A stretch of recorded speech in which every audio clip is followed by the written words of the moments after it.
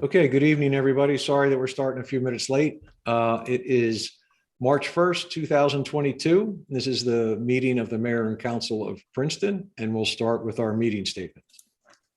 Notice of this meeting was provided in accordance with the requirements of the Open Public Meetings Act and state regulations governing remote public meetings, including the time, date, and location of the meeting, and clear and concise instructions to the public for accessing the meeting and making comments. In addition, the agenda and all related materials were posted electronically and made available to the public on the Princeton meeting portal in advance of the meeting. Thank you, Dolores. Can we do the roll call, please? Yes, Ms. Carol Lambros is absent. Leighton is in the audience. Leighton's in the audience? Yeah. Okay, Adam, Bring him over now. Thank you very much. Thank you, Mia. Ms. Niedergang, Present. Mr. Cohen, Here. Ms. Fraga, Here. Ms. Sachs, Here. Mr. Newland, Here. Mayor Frida. Here. Okay, thank you, Dolores. I think we have one announcement. Eve, can you? Yeah, sorry, I forgot to mention yesterday that our next meeting, which is on March 14th, we will be welcoming University President Chris Eisgruber for a give and take with council. We do this annually and it's always interesting. So if you have input that you'd like council to ask about, please reach out to us and please join us for that meeting. Thank you. Thanks, Eve. Okay, so we're going to start our work session on the permit parking task force recommendations, a summary of that. So just so we all understand and the public understands, David, I guess you're going to give a summary. There's a couple documents, I guess, that you might refer to. And then the other documents are in the agenda from the previous council meeting where we talked about all this. We're not going back to those tonight. They're just there for reference, and then we'll go to public comment. Sounds Okay. good. No, I just want to make sure we're all on the same page. Thank you. Please go ahead. Okay, I am going to share my screen to share with council and with the members of the public the new document, which we have called Guiding Principles behind the Permit Parking Task Force recommendations that were shared in January. So here it is. And I'm just going to read through it, maybe with little commentary as I go along. So I want to remind people of the history of where this permit parking task force came from. The task force was established in 2019 to address recommendations contained in the Nelson-Nygaard report that Princeton should regularize the current disparate permit parking regulations in effect around town. Subsequent to the council work session last month, or I guess it's a month and a half ago now, in response to public input received at that time, the task force wishes to refine its proposal. In both former municipalities, parking demand has always been managed by placing time constraints on the availability of parking while maintaining access to all users. Permits have been issued to residents to allow them to circumvent the time constraints. The following recommendations work within this framework and are intended to harmonize former borough and township rules and equitably share parking resources between all members of the public, while making minor adjustments to better manage employee parking, enhance quality of life for residents, and improve safety for all roadway users. The task force recommends the following system-wide conceptual approach. Employee parking permits will be made available at underused on-street meters and in off-street lots, including at Westminster Choir College and the McLean Street Municipal Lot. For residential neighborhoods with moderate parking demand from nearby uses, whether such uses be commercial, private institutional, or public school, So businesses, the university, or Princeton High School to translate. We recommend instituting a 2 or 3 hour time limit for parking available to all. Issue upon request, 1 free residential 24-hour permit for residents without off-street parking, and make available to those residents and also those with a single car driveway, 1 paid 24-hour permit at $240 a year. In neighborhoods with more plentiful on-street parking resulting from larger lot frontages and the absence of residences lacking driveways, on-street 24-hour permits may also be sold to residents with full driveways. On streets that are more remote from commercial uses, so as to experience little or no customer demand, but within reasonable walking distance from such uses, employee permits may be sold at a price of $360 a year for some fraction of the total spaces on the block, calculated after subtraction of free residential 24-hour permits. This will allow adequate, regular accessory residential parking to occur, including service providers, visitors, and home maintenance and improvement contractors.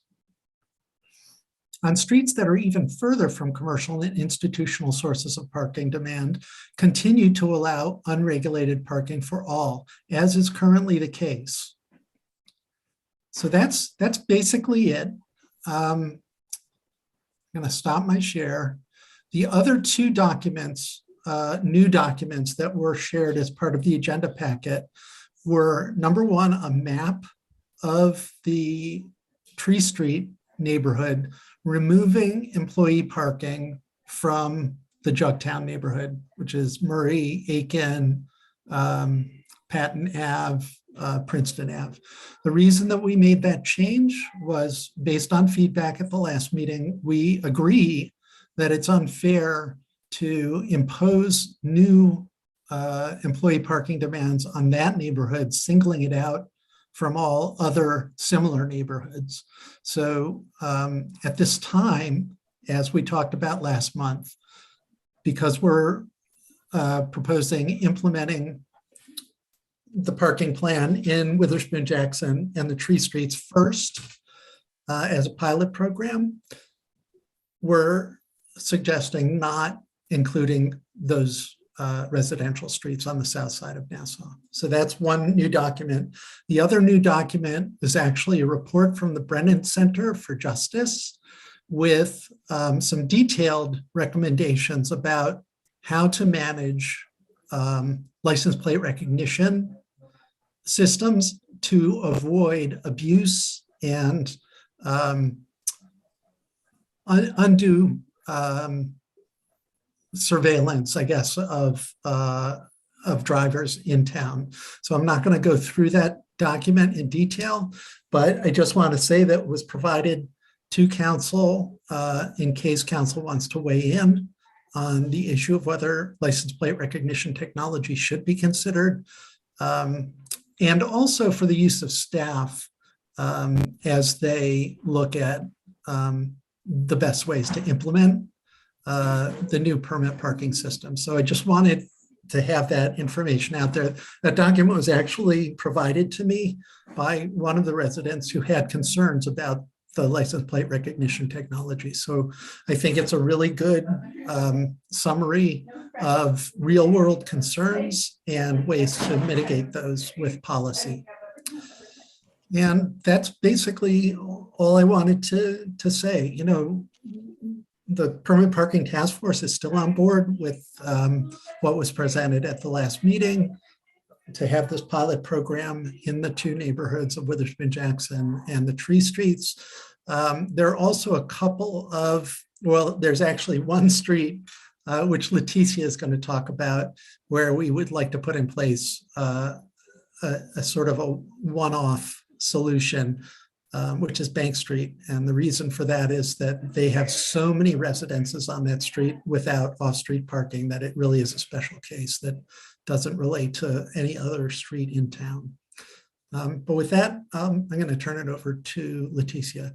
Yes, thank you, David. And I also want to thank each and every single member of the Permit Parking Task Force, who have truly devoted so much of their time and put so much effort, really a tremendous amount of effort to work on solutions that we all recognize is a quality of life issue for many of our residents and has been for years, has impacted their quality of life.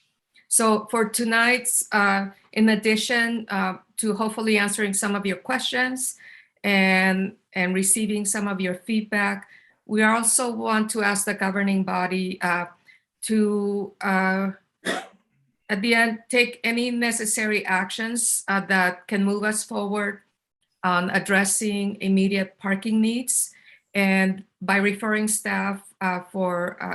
it to staff for detailed implementation.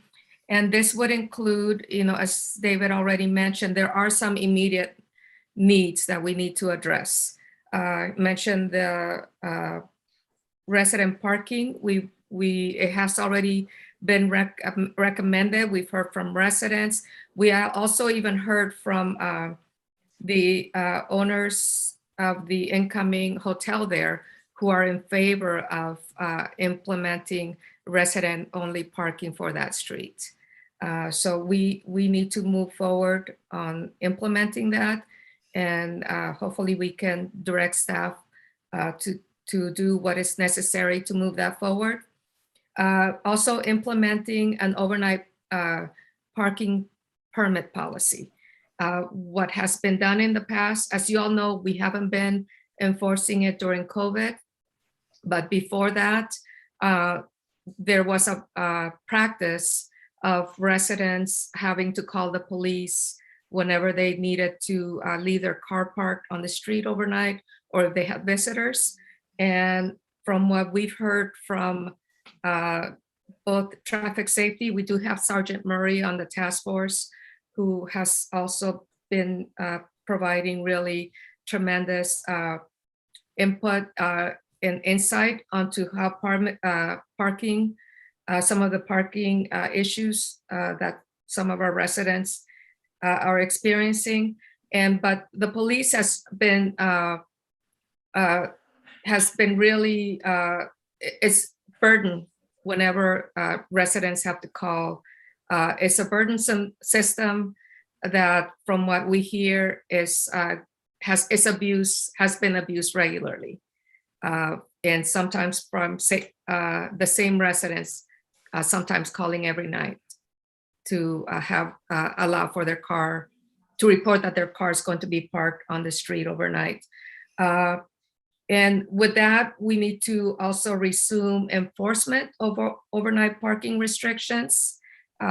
We need to move that forward. And when we do, we need to start notifying residents that that's going to happen, to give plenty of lead time. And also,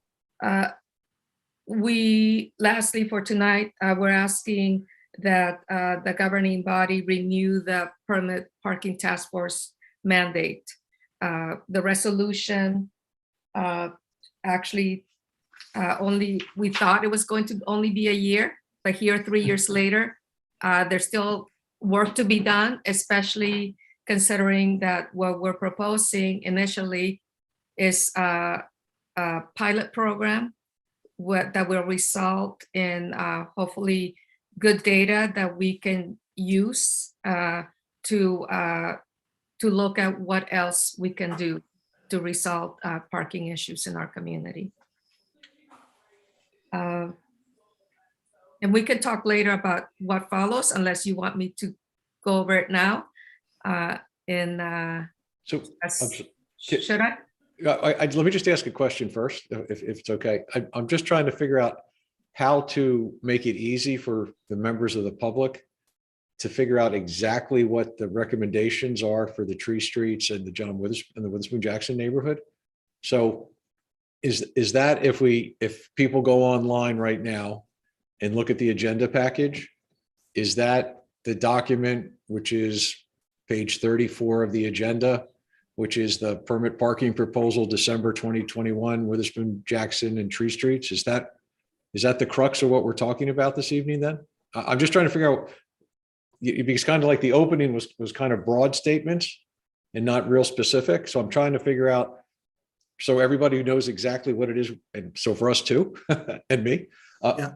what are the exact things that we are trying to address here tonight? And is that somewhere in this agenda package? I would say, Mark, that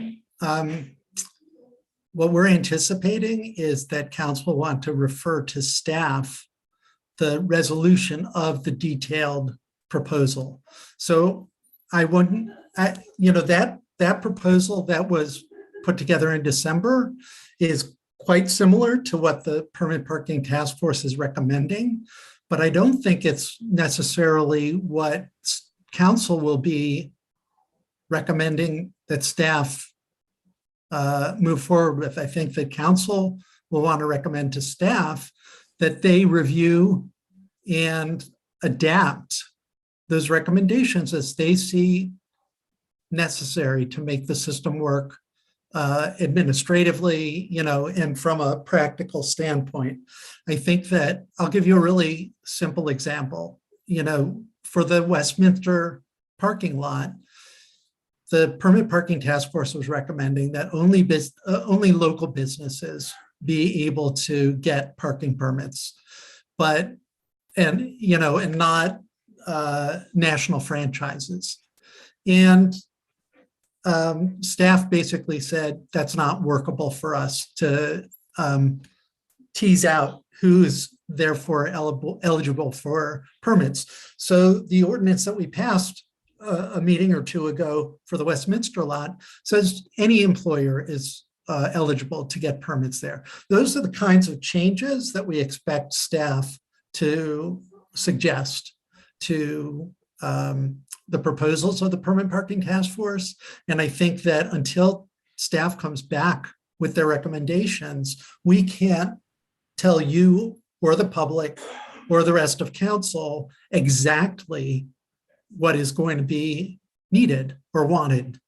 Like I say, the recommendations that were in the January 11th package, this task force still stands by them, but we don't know how they will be implemented in detail. Okay, Eve, let me just say one more thing, and then I'm going to jump right to you. Sorry. So, David, trying to somewhat interpret what you just said. If I'm a member of the public listening tonight, and if I have thoughts, concerns, suggestions on specifically the Witherspoon Jackson and/or Tree Street areas, I should be making comments tonight.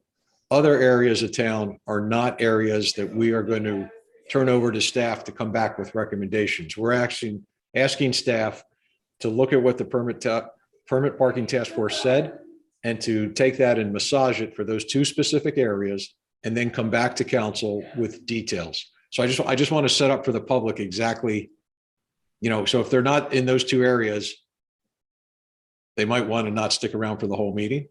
But if they're in those two areas, they probably have a higher motivation to make comments tonight. So am I on track there? I mean, I would say from my point of view that that's a fair statement. I mean, I think you're being overly optimistic to think that people won't stick around. Yeah. If, No, I'm just trying to help us define what's going to happen here tonight, because I think that's kind of important. So, all right, let me stop. Eve and then Mia. Thank you.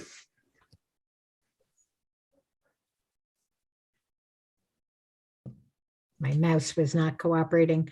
Yeah, thank you, Mayor. I have to say I share, I'm a little confused as well. What you just read, David, and what I read earlier today sounded very global. And so I guess again, I know Mark just said this, but I just want to make sure I understand the task at hand. We are looking today narrowly at only Witherspoon Jackson and the Tree Street, and then also maybe globally to go back to restrictions on overnight parking. Are those kind of like, we're not looking at at any other area of town or, presuming what might happen in the future after the focus on these two areas that are the most critical needs that need to be addressed. Is that a fair statement? Because that was actually not what I took away from reading that memo. So just want to make sure, and I'm sorry if I'm repeating what the mayor already said. I thought I understood what we were doing, and now I'm not so sure. Could I respond in part? So I think I've been saying that what the permit parking task force has recommended all along was it shouldn't, the burden shouldn't just fall on these two neighborhoods. That it would, if we were to also consider other streets, that they all could be part of the parking solution. But ultimately, it's up to council to decide that. If we're recommending right now to say let's start with this pilot program. But it's up to council if decides, let's expand it. That's up to the governing body. And if I can just jump in, I'll give a real specific example. What I hope to come out of the pilot program is a better sense for what the demand is for employee parking. The pilot program will provide some on-street employee parking regulated in Witherspoon Jackson and the Tree Streets. It will provide employee parking at underused on-street meters, and it will provide employee parking at the Westminster lot and the McLean Street lot. We know there's over about 420 employee spaces available, I believe, in those three types of parking. Once we get this up and running, we may find that we only receive applications for 300 employee parking spots. That would actually be more than what we have currently in the form of unregulated all-day parking spots. There are about 285 of those. We don't really know how many applications we'll get. So from the pilot program, we'll get a sense of whether we need additional employee parking in other residential neighborhoods or not. And that will help council make the decision whether to move forward with employee parking in other neighborhoods. As a side issue, and I really don't want to make employee parking the centerpiece of this, because we're really trying to address residential parking needs as well. But also, one of the things we've been trying to do is address the school's parking needs. And while Witherspoon Jackson and the Tree Streets feel like the most urgent needs, we also know that the school has been using the Franklin lot for the last several years for student parking. We know that that's going to go away probably within the year because of the affordable housing project that would be on that Franklin lot. And so we think, and this is part of the reason for asking that the permanent parking task force be reauthorized, we think that there's serious work and action that will be needed within the year to figure out a better solution for the high school neighborhood and student parking, not employee parking, student parking. Right now in that high school neighborhood, there's permit parking on certain streets, but there are other streets that have unregulated all-day parking. And we're anticipating that there will be a flood of students parking on portions of Linden, portions of Ewing, some of the smaller side streets. And so we think that this will have to come back to council for further action. But for the time being, we want to try and address the most urgent need for those two neighborhoods that are really suffering because of the way that parking is being managed in those two neighborhoods right now. Bia? Well, I do want to hear from the public pretty quickly because I think there are so many members of the public who actually have developed a very advanced degree of expertise on this, and their questions I think could inform us. But it seems to me that this is basically saying, I mean, I don't think that we can, there are for sure groups of people who have come to this meeting because they feel very strongly that they do not ever want commercial parking in their neighborhoods. And it seems to me that there is no, from what I read, that there is no. David, can you go on mute? Thought my earbuds were solving the problem, but sorry. Sounds like a fun party, much funner than this. There doesn't seem to be any protection for the neighborhoods who do not want commercial parking. So it seems that what this is saying is let's address the urgent needs, which seems like a reasonable step.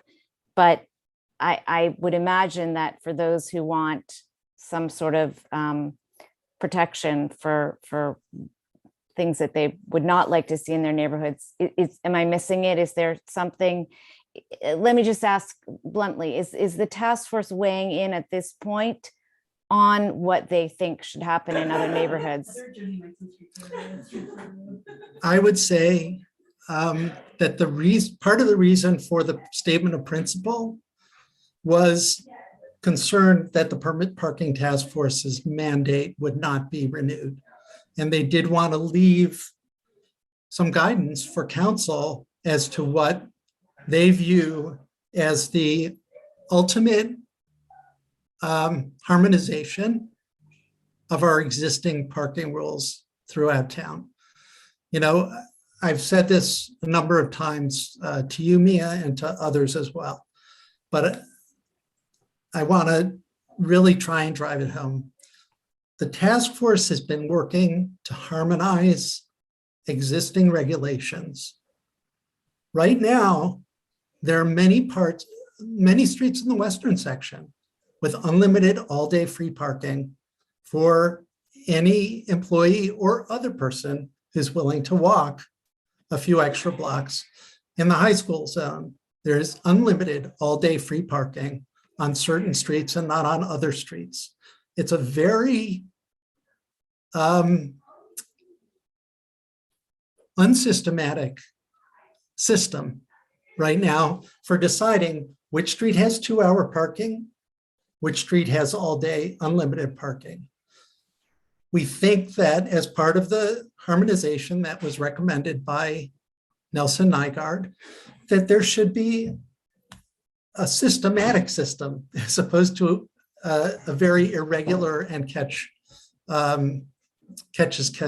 can system for deciding where all-day free parking should be, where 2-hour parking should be, and where in very limited cases, like Bank Street, there should only be permit parking. That's basically the charge that the committee feels they were given, and that's what we've tried to do here. I see you, wanting to respond, but the answer is— I do want to respond, David. I do, and I don't want to get into it, but let me just, to that point that you just made, I did actually ask to see the original charge for the task force, and of the bullet points, one of them says that a one-size-fits-all solution, I'll find it, may not be appropriate for all neighborhoods. So I'm not sure that the type of systematization that you're describing, it may not actually be possible. In fact, you're already saying that it's not possible because what you're recommending for Bank Street is very unique to Bank Street. And That's not the only instance where we're saying that one size doesn't fit all. We're saying that in neighborhoods with plentiful on-street parking and less demand because of residences without a driveway, in those neighborhoods, we're absolutely fine with giving 24-hour permits to residences that have a full driveway.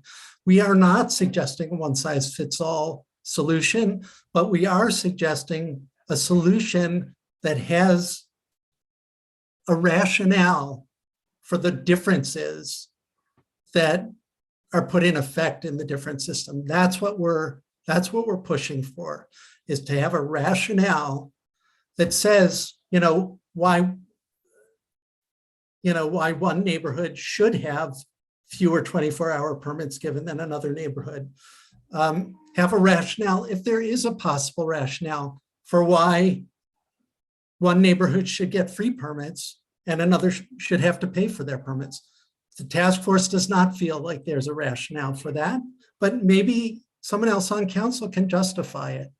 But we're not suggesting one size fits all, but we're suggesting a system that is predictable and lets people understand why we have the policies that we have or that we put in place on every street throughout town.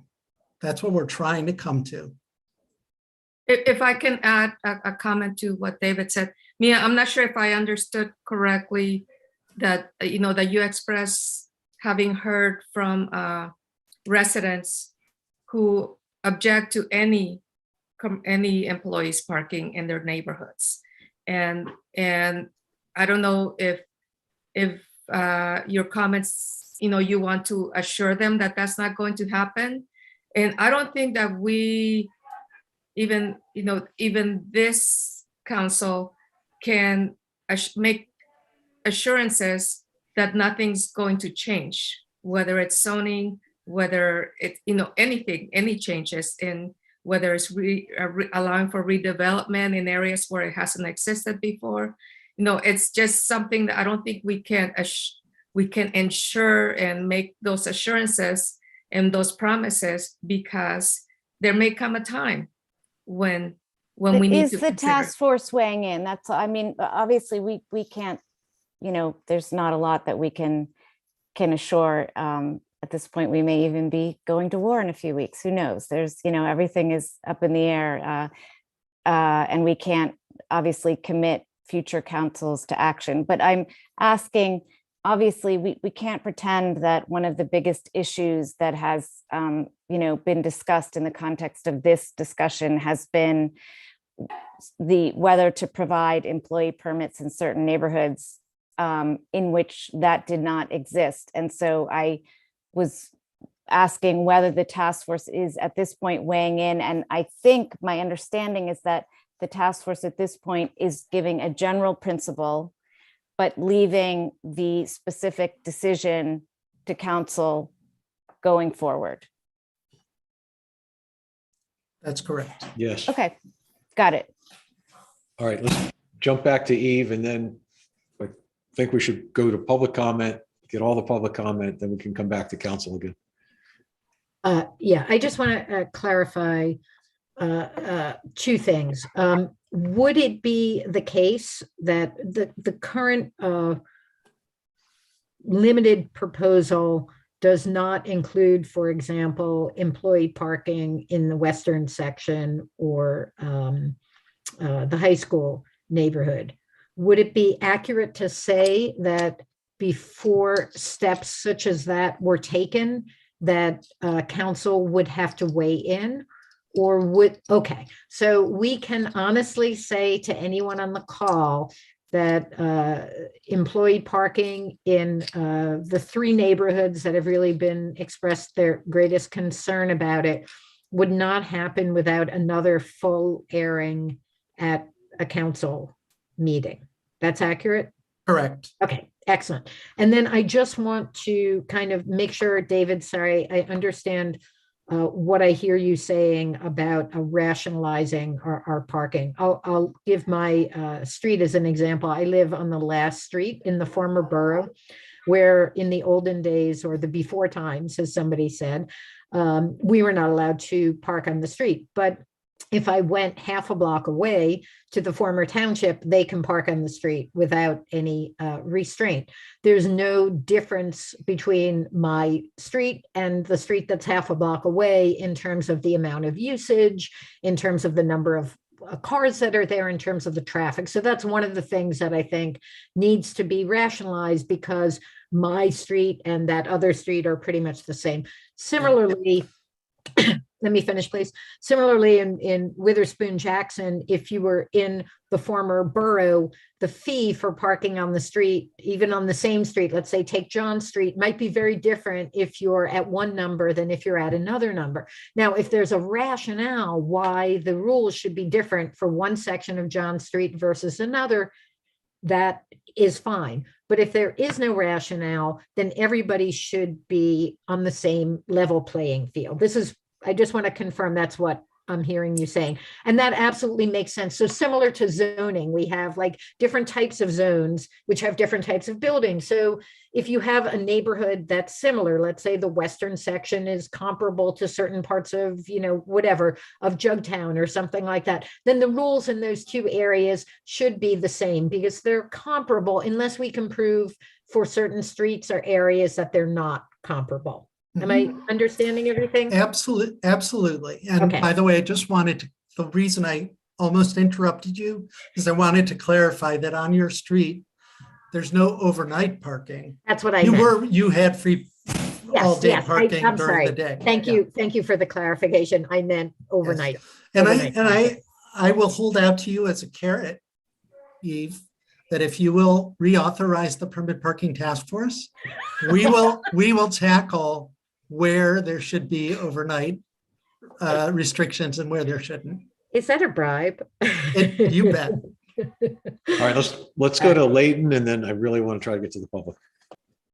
Thank you, Mayor. I also just, for a point of clarification, Eve's comments just a minute ago seemed to indicate, and correct me if I'm wrong, that basically Murray Street neighborhood, the western part of town, and are there any other neighborhoods per se that really do not, that are not really part of the conversation with regard to what the emphasis is on for this evening? So I can say the high school neighborhood where I live benefits right now from a permit parking system that has been in place, where we get 4 free permits, and it's unique to the other neighborhoods. Okay. I mean, if I'm correct, it seems as if we've been on here for a while now, spending a lot of time getting ready to talk about this. And I guess my feeling is, for the neighborhoods and the neighbors who are on this call tonight, who are going to be unimpacted by what we're doing tonight. And from that, I mean, it appears to me that the tree streets in the Witherspoon Jackson neighborhood are the focal points of tonight's discussion. And if that's the case, I'm wondering why we would take time to hear from people in other aspects in other neighborhoods who are already off the grid at this time. Wouldn't we be making better use and productivity of our time if we focus on the 2 neighborhoods where we know, 1, we have a problem, where we know, 2, we very much need a solution. And those are the people who are most impacted by the situation that brings us here tonight. Why are we going to spend a lot of time hearing from Murray Street, from the western part of town, and from other neighborhoods that we're not even considering now? We can make it abundantly clear before we start public comment in the next couple of minutes that perhaps people who are not in the impacted neighborhoods could hold their thoughts and suggestions to a future meeting where we might actually talk about their neighborhoods. But Yeah. we can make that suggestion, but that's all we can do. right? I don't want to lengthen the meeting, but I do want to point out that one of the things we are asking council to act on tonight is the overnight parking regime. And that affects the entire former borough. This idea of not calling the police anymore, but having to, buy online permits in order to have guests or yourself park on the street for whatever reason overnight. So there are aspects of what I think we're talking about tonight that affect more than just those two neighborhoods. But I will say, if people are amenable to the solution that's being proposed for that there be these, $5 a night online permits, that we don't need to hear. We don't need to hear from them if they're fine with it. So. Right. But just to be clear, David, we'd also turn over to staff. Here's what we used to do for overnight parking in the former borough. Do you staff agree that all the former boroughs should still have this? Or is there parts of the former borough that we would do what the township did and you can just park there? I would be open to having staff make recommendations about that. Okay. I just think if we're having staff make recommendations on just about everything else, we might as well have them make recommendations on that too and not have this group try to decide it without staff input. That's all. You just took away my bribe for Eve, but okay, Mayor. There you go. Sorry. Okay. So for the public, raise your hand if you want to talk. There's a 3-minute limit. We have a timer now, so that makes it easier. You can see how little time you have left. 3 minutes isn't a lot of time. So I would suggest just get your thoughts coordinated before you start to talk. Maybe write notes down on a piece of paper so you can make all the points that you wish to make. We only go to everybody one time, so please try to figure out what it is you want to say. And you've heard us mumbling about how we're going to try to focus this somewhat on 2 neighborhoods, but it's up to you to speak on whatever aspect of the permit parking recommendations you want to or not. Having said all that, I'm sorry, David. I'm sorry, Mark, but I think the one other thing we want to urge members of the public is that if you had a chance to speak at the January 11th meeting, please allow people who did not have an opportunity to speak at that meeting to go ahead and then speak afterwards. Okay, thank you. Can I also comment that if just let those who spoke at the January 11th meeting assure them that their comments that were made then are on the record, and that but certainly if they wish to add additional information, you're welcome to make additional comments, but there's no need to repeat the comments that were already made at the January 11th meeting. Okay, and one final thing, and then I am about to ask the public to start speaking. If you're a member of the public here tonight and you send an email in for us to read, but you're going to make your comments live tonight, can you just tell us that so we cross off that email and don't read it? We have about 18 emails to read. Some of them are pretty lengthy. So you'd be doing us a favor because we'll do the emails when we're done the actual talking with the public. Having said that, Adam, could you please bring in the first member of the public? Oh, and one other thing, as you come in, just say your name and address. Okay, Adam, go for it. Thank you. Okay, Mayor. First speaker is Stephanie. Thank you. Hi, good evening. I am not totally prepared to speak first, but I'll try my best. My name is Stephanie. I live in the western section, and I vehemently oppose this parking proposal in its totality, whether it affects my neighborhood or anybody else's, all the neighborhoods that you've described. I'm sorry, Stephanie, could you just say your last name for the record, please? My last name is Von Manen, Stephanie Von Manen. Thank you. I think the entire plan is a folly, but could nonetheless potentially destroy the character of our town while flagrantly flaunting environmental responsibility. I am nonplussed at the inexplicable and illogical determination the parking task force continues to employ in pushing their plan through. In the face of 1, ardent neighborhood opposition, and 2, in the face of multiple plausible solutions. And for emphasis, I repeat, multiple plausible solutions. Such solutions having been repeatedly proposed by Sensible Streets and many others. All of these proposals and suggestions are less neighborhood invasive and more environmentally friendly, and many are existing solutions.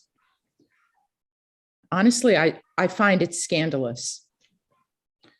Moreover, the composition of the task force is corrupt and rife with blatant conflicts.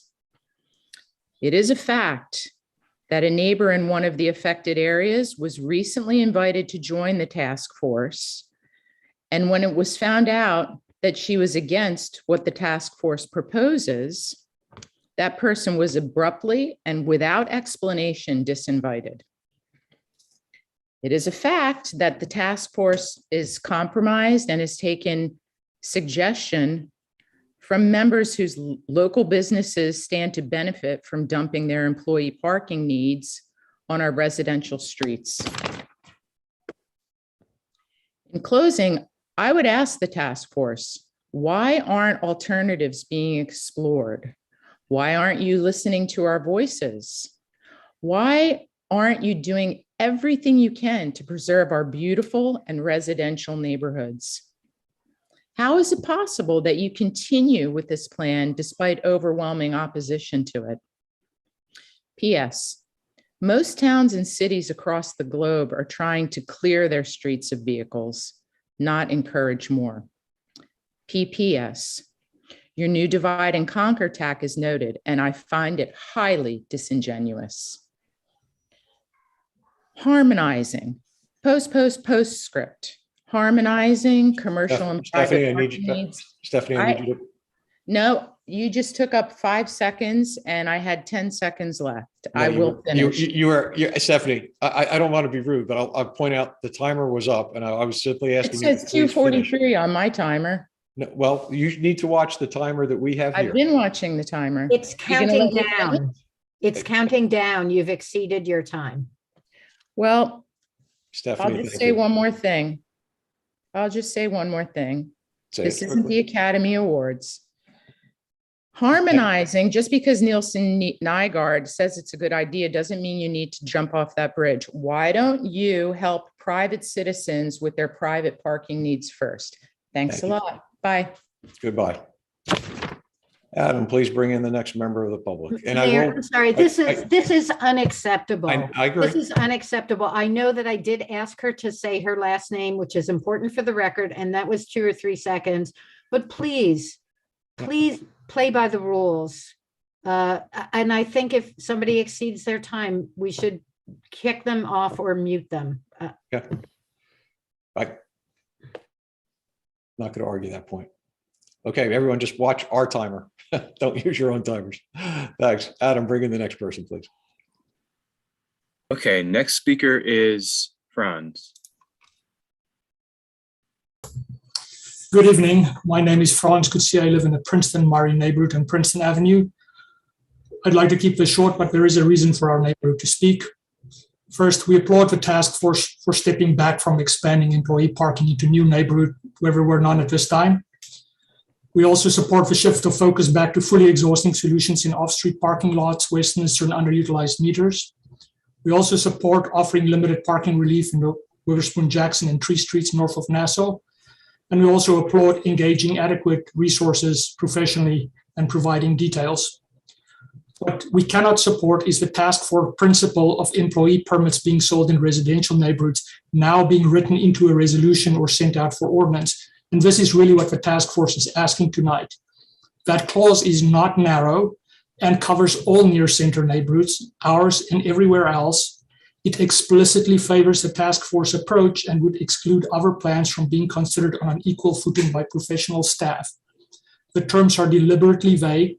Reasonable walking distance is not defined, for example, and it therefore gives even more discretion for arbitrary future expansion.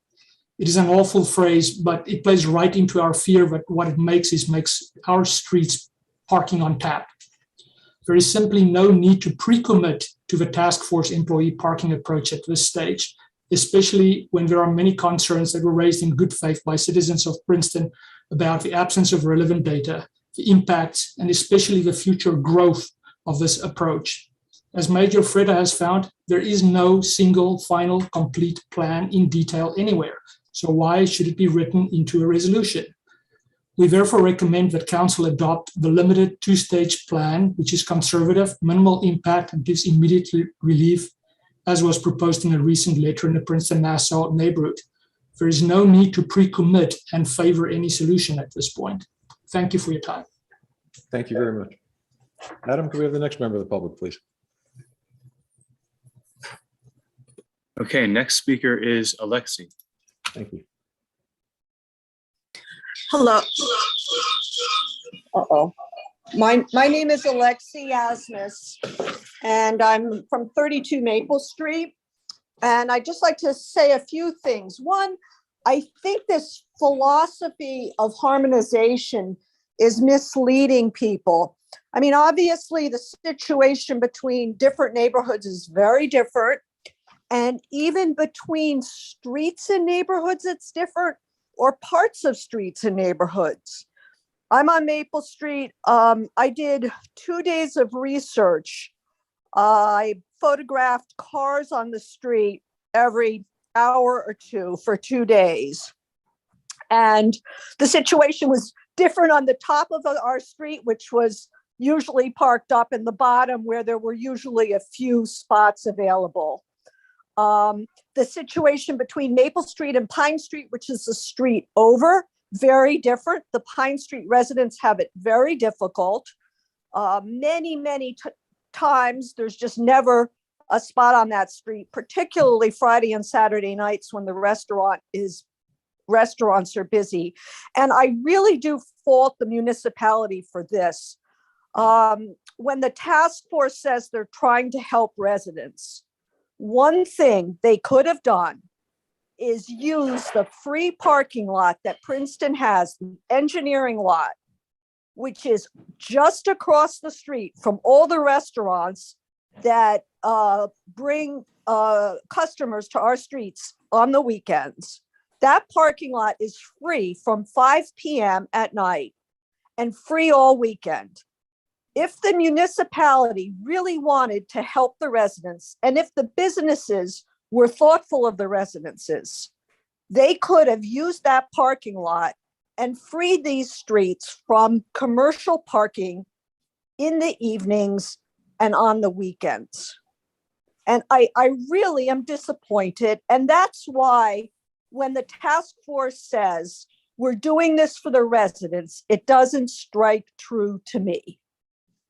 I'm happy to share my research. I have the photographs, and I'm happy to share my research with a staff member or a council member who wants to get into the details. I'd also like to say that there are many people on Maple Street who are residents who use the street to park. We have Alexi. renters across the street from us. There's a Alexi, building with 3 units. It's multifamily. Alexi, And I'm please. done? Okay. All Sorry. right, thank you. I have more to say, and I would love to give some real life details. Okay, well, we can reach out to you. Thank you. Eve? I just want to respond to the bit about the university parking lot. Those discussions have happened. The university is not interested in having us share it. They are planning, my understanding is, on developing that. So that spot will not be available for much longer. I don't know what the exact time frame is. Surely anyone who wants to, who knows about it, can go use it, nights and weekends in an informal way. But they have explicitly rejected the idea of using that in any official way. And we've been told that it won't be available for that much longer. So it would be a great idea if it could work, but. Thank you. All right, Adam, let's bring in the next member of the public, please. Okay, next speaker is Bruce.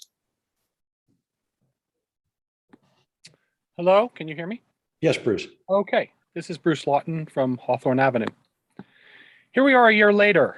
The Princeton Parking Task Force, which by all rights should have handed in their work and disbanded in January, continues to try and push through a version of their vision that continues to be unpopular with a large segment of Princeton residents. This whole process thus far would not have been quite so galling, grueling, and contentious had the task force from the start presented as being open to the very real concerns of residents and not as a cabal, with strong ties to business and real estate interests. Keeping meetings secret just because you can does not mean you actually should, and certainly doesn't engender trust or support from those who can't help but wonder what is there to hide. The fact that 2 of the members, and up to recently a third, wear hats on both the task force and council also happen to be the 2 that are the most public faces and voices of the task force's vision, would at very least appear eyebrow raising and unwise. Optics is everything, and you certainly have not passed the test of good optics. It is because of this approach, and thus these optics, that you, the task force, have met with such opposition and discord from residents. Rather than finding ways to be inclusive and open to resident concerns, you appear to have become more entrenched in what you think Princeton must have, and leading to ill will and division in the community. It is so important to take time to step back and put yourself in your supposed opponent's shoes. I myself have taken moments to do this throughout this process, even publicly expressing as much to you at one point, offering sympathy and empathy for your efforts and pains. I cannot say that I have seen much evidence of any in return. This whole process has caused me to take a step back and ask myself why exactly this issue and how it turns out is of such importance to me, a 3-decade Princeton resident. Apart from the long needed and now rather public personal reason, the need for a space on the street due to a glaring shortcoming of our own property's layout, I can say that it is observing how the task force vision presents a rather definite step in the direction of turning Princeton from a town into a city. There are already dispiriting signs throughout Princeton that such a march is underway. And so it is natural and, dare I say, not unreasonable for residents who pay some of the most exorbitant property taxes in the nation want to say, and certainly want to be heard as to how their immediate living and community environment does or does not change. The document on tonight's posted agenda, Permit Parking Task Force Principles, is especially troubling, as it shows that still at this late date that the task force is still determined, or at least leaving the door open, to impose specific nitpicking rules and paid parking permitting in residential neighborhoods that will directly impact tax-paying residents. Simplicity in striving for equity, in which extra funds via parking fees are not extracted from tax-paying residents for the honor of parking on one's own street, and that residents are not restricted as to when they can park on their own street, would go a long way toward engendering harmony with the opposition. I'd like to close by saying that I truly hope and pray for the Princeton Parking Task Force that your better angels prevail in determining an aspect of the quality of our lives. Thank you. Thank you, Bruce. Adam, can we have the next member of the public, please? Yes, next speaker is Kathleen. Hi, this is Kathleen Carroll on John Street.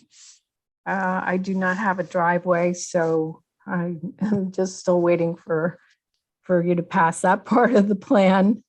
And I want to say again how much I appreciate all the work that you've done and how dismayed I am by the criticism that you're taking from some people. I just want to point out that if being without a driveway, as much as I would like to have an on-street permit, it does present some problems on street cleaning days. And if I travel out of town, it presents a problem for me if I don't have the alternative of parking in the McLean Street lot where I've been parking for 22 years. So I do think that those of us without a driveway do need the option to park in the municipal lots overnight on those days when we have street cleaning or something else like that. So I'll leave it at that. Thank you. Thank you, Kathleen. Adam, can we have the next person? I'm sorry, David. Yeah, I just wanted to respond and say that because we're talking about the municipal lot being used for employee parking, which is not 24-hour, it should be very possible to allow residents to use the municipal lots overnight to address Kathleen's concern. Okay, thank you. Adam, let's bring in the next person. Thank you. Okay, next speaker is Patricia. Okay.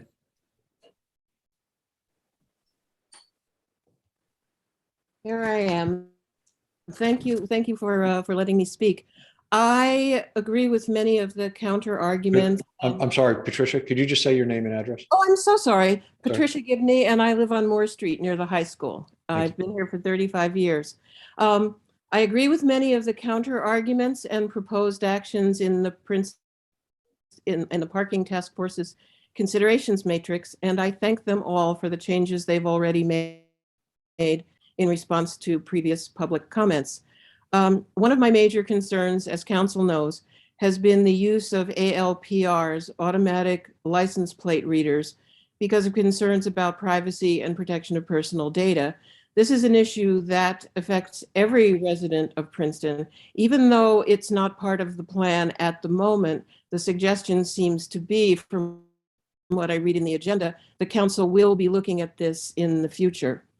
I appreciate all of the recommendations in the Brennan Center for Justice report on ALPRs that you included in tonight's agenda, and I would like to draw council's attention to several sentences in the recommendation on page 11, and I'm quoting now: require transparency and invite community input into ALPR use and policies.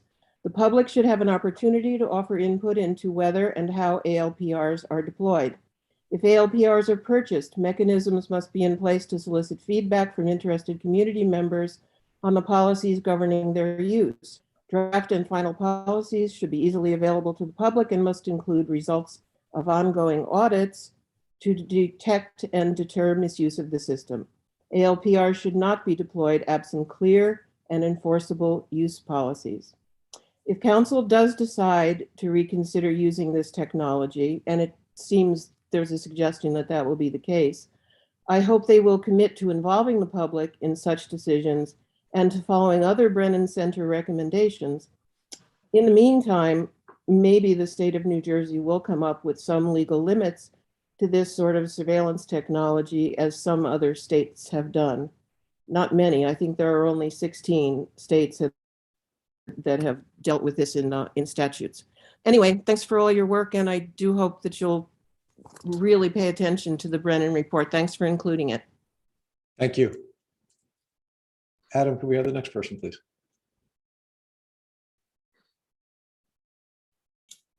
Okay, next speaker is Gary. Okay. Wow, you got my real name again. That's 2 nights in a row. Yeah, it's actually Boot Seam from Morven Place. And I recognize the hard work and significant time commitment by the task force members, council members here. But that said, as you can probably guess, I do oppose the permit parking proposal that moves subsidized employee parking to any residential neighborhood. But so rather than throw cold water on this plan and simply say it falls short in a variety of ways, I'd like to offer a fairly easy solution. So as I understand it right now, the town has identified about 417 spots between the Westminster lot, McLean lot, and underutilized metered spots to be used for merchant employee parking. But there are other additional spots at the Spring Street garage that could be used for permit parking. I visited the garage a number of times, various days, weekdays at 1 p.m., which is kind of important because that's the time that the Nelson Nygaard study says is the peak usage in town. On average, consistently find about 170 to 180 empty spots in the garage. So here's the solutions. What if the town offered discounted spots for merchants for employee parking, limited these spots to only the 2 top floors, which are clearly available? I can share the videos. It's not fiction or my imagination. I can show you the pictures and they don't lie. Looking at a very conservative offer, let's say you provide those 90 spots, just pick 90 spots on the top floors at $45 a month. Works out to a very reasonable $2 a day, given the average work day is about 21 days a month. And repeatedly, the merchants have said they're not looking for a free ride, but for some assistance. So this meets that criteria. In a nutshell, this suggestion adds 90 parking spots, underutilized parking spots in Spring Street garage that helps fill the gap here. And then we then have 507 spots available. So the plan would really be, look at those spots, monitor the 507 spots over a 6-month period, see how they're utilized. We know parking is an issue and there are solutions available, but this gives us a broader range to really look at the solutions before we start pushing this parking into residential streets and causing a lot of angst. Again, looking for solutions here, not angst among the hard work that's been done, but there are options out there, and I think those really need to be looked at. Thanks. Thank you. Adam, can we have the next person, please? Okay, next speaker is Rich. Okay.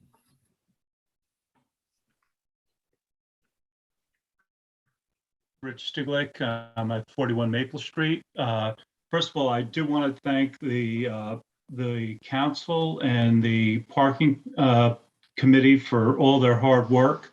I think the comments that are made sort of undervalue the work and the time and the effort that you all put in, and it's very much appreciated. I live in a resident without a driveway.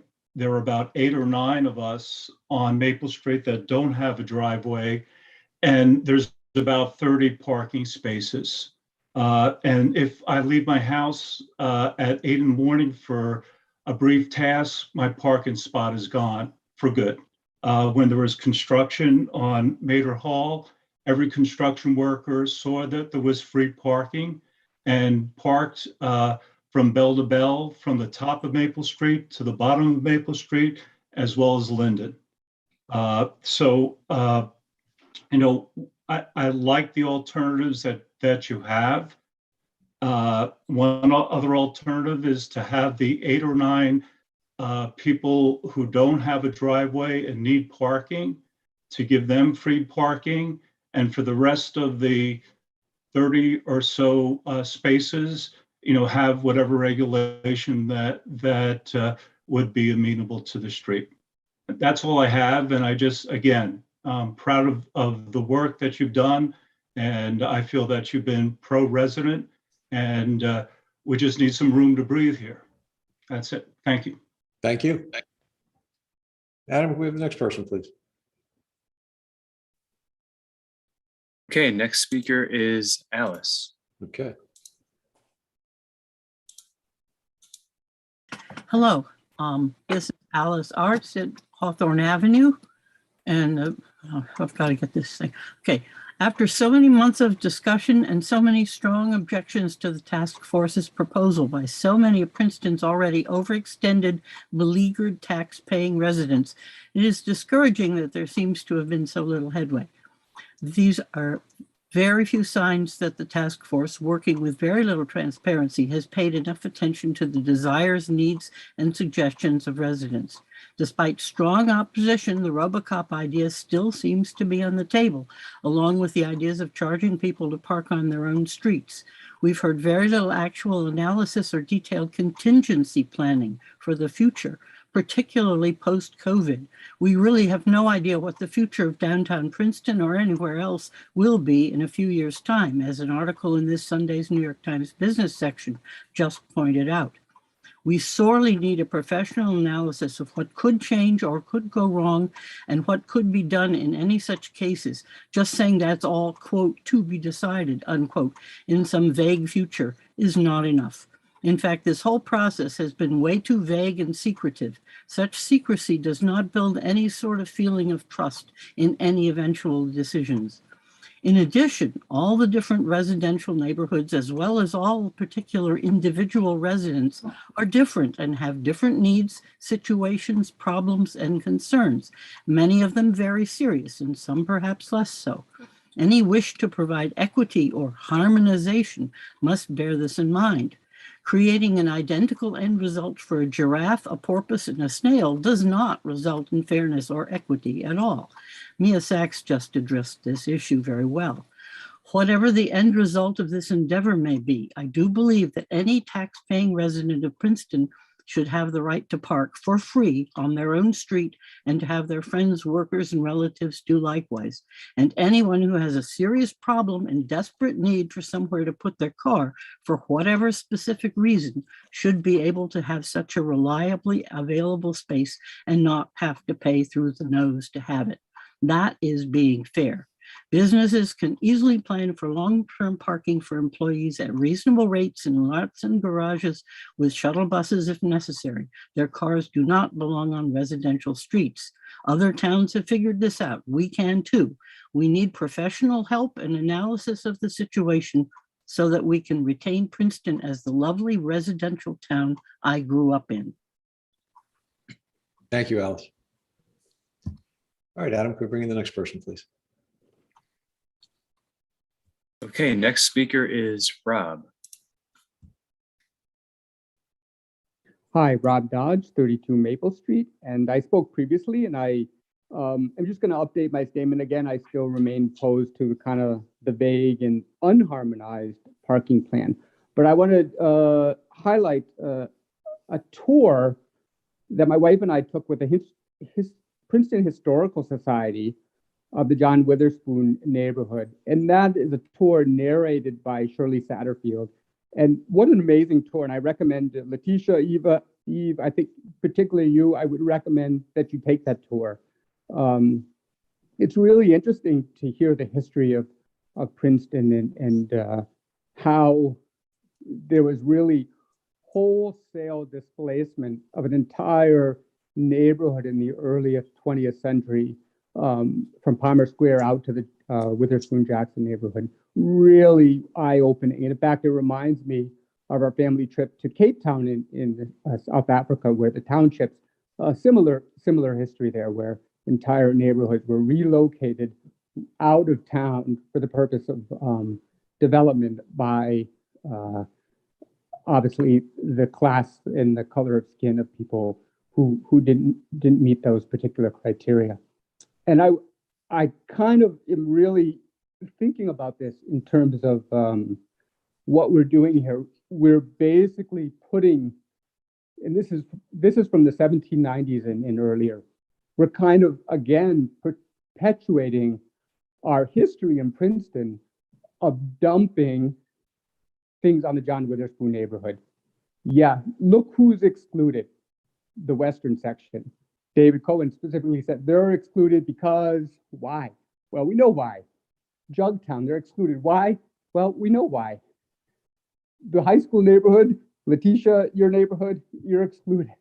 Like, are we really going to continue that history in Princeton from more than 200 years ago of just like, well, none of these other neighborhoods really are going to be able to hire lawyers like the Western section, or they don't have the ability to come together like the Jugtown neighborhood and get on Zoom meeting like Marty Schneiderman did last time. Like, he was the only person that got on to see the Zoom meeting. Nobody from John Witherspoon was allowed, of course, to be on the Zoom meeting. And so my plea to the council is not to perpetuate our 200+ year history in Princeton of just dumping things on neighborhoods that maybe do not have the ability to stand up to council.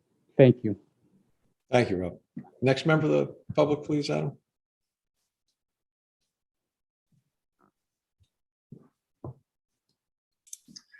Apologies. Next speaker is Kristen. Thank you. Good evening, Mayor and Council. This is Kristen Applegat, Assistant Vice President for Community and Regional Affairs at the university. Just wanted to follow up to the comment that Alexi Asmus had made about the university lots in the Equad area.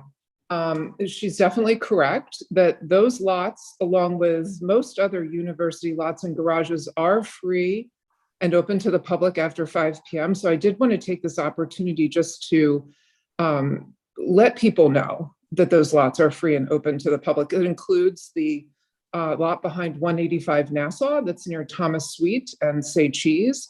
I know personally, if I'm going into town for dining in that area of town down near the Equad, I park in the Equad lot and I walk out to Nassau Street. I did want to say that we were approached about that lot and others, our lots are filled during the day because they're lots for our employees. So unfortunately, daytime employee parking is not something that could be accommodated there for businesses. But I did want to reiterate, because not everyone knows that those lots are free and open to the public after 5 p.m. And I did just want to note, we are building on lots of parking lots, but those are not lots that are slated for near-term development. Thank you, Mayor. Thank you, Council. Thank you very much. Adam, who's next? And I just want to say I stand corrected. I was misinformed that that lot was slated for development. And since that's where I park, I am really happy to hear that. Go ahead, Adam. Okay, next speaker is Rita. Okay. Hi, everyone. My name is Rita Rafalovsky from Library Place. I'm against the currently proposed parking plan for two reasons. First reason is because commercial parking does not belong in residential parking zones. And two, because I have lost trust in the governance process. But the latter is what I wanted to talk about tonight. I'm not sure when task forces came to be, but they are the root of all the public dissonance we are all observing, and that's what needs to be fixed right away. To be perfectly honest, I haven't been paying attention to local government policies on governance up until this past fall, but since November last year, I've been watching very closely. Putting aside the subject matter being discussed in the various task forces, the crux of all the tension is a direct result of flaws in governance. I'll be specific. Currently, council members are participants or leaders of various committees, such as Public Safety, Board of Health, Planning Board, and so forth. Most of these committees have meeting minutes, agendas, and are generally operating with transparency. Most of the council members are liaisons or participants in the key aforementioned committees whose input is necessary for a task force to compile a recommendation. Unlike committees, task forces do not have meeting minutes or attendance records. They may include members with special interest or those who will gain financially from the outcome of recommendation, should the task force's recommendations become policy. There is no way for the public to know whether the committees are well represented or if key individuals from committees are participating in the task force. The main problem is that half of the town council is on a task force, which represents half the total vote, and the task force members get to vote again without abstaining from the final vote. Essentially, the general public has no insight into what goes on inside the task force, and with half the task force in agreement on a recommendation before it even reaches the town council vote, it's almost impossible for the recommendation to be turned down. Due to the unfortunate composition and governance of task forces, policy decision outcomes are largely predetermined instead of them being simple recommendations. Effectively, this broken process allows for special interest groups to take over our town, and this is unacceptable. Task forces should not be operating in a loophole outside of traditional BCC rules. It should not have 3 council members on any task force. Continuing this way of governing is very dangerous. It undermines public trust, which is now in jeopardy of being lost. The governance process is the root to all our issues. If this is not course corrected as soon as possible, we're heading into a world of trouble and discontent that will undermine our policies. Undermine all policies this government puts forth. Thank you very much. Thank you, Rita. Adam, who's next? Okay, next speaker is Kara. Sorry. Hi, my name is Kara Carpenito and I live on 31 Maple Street.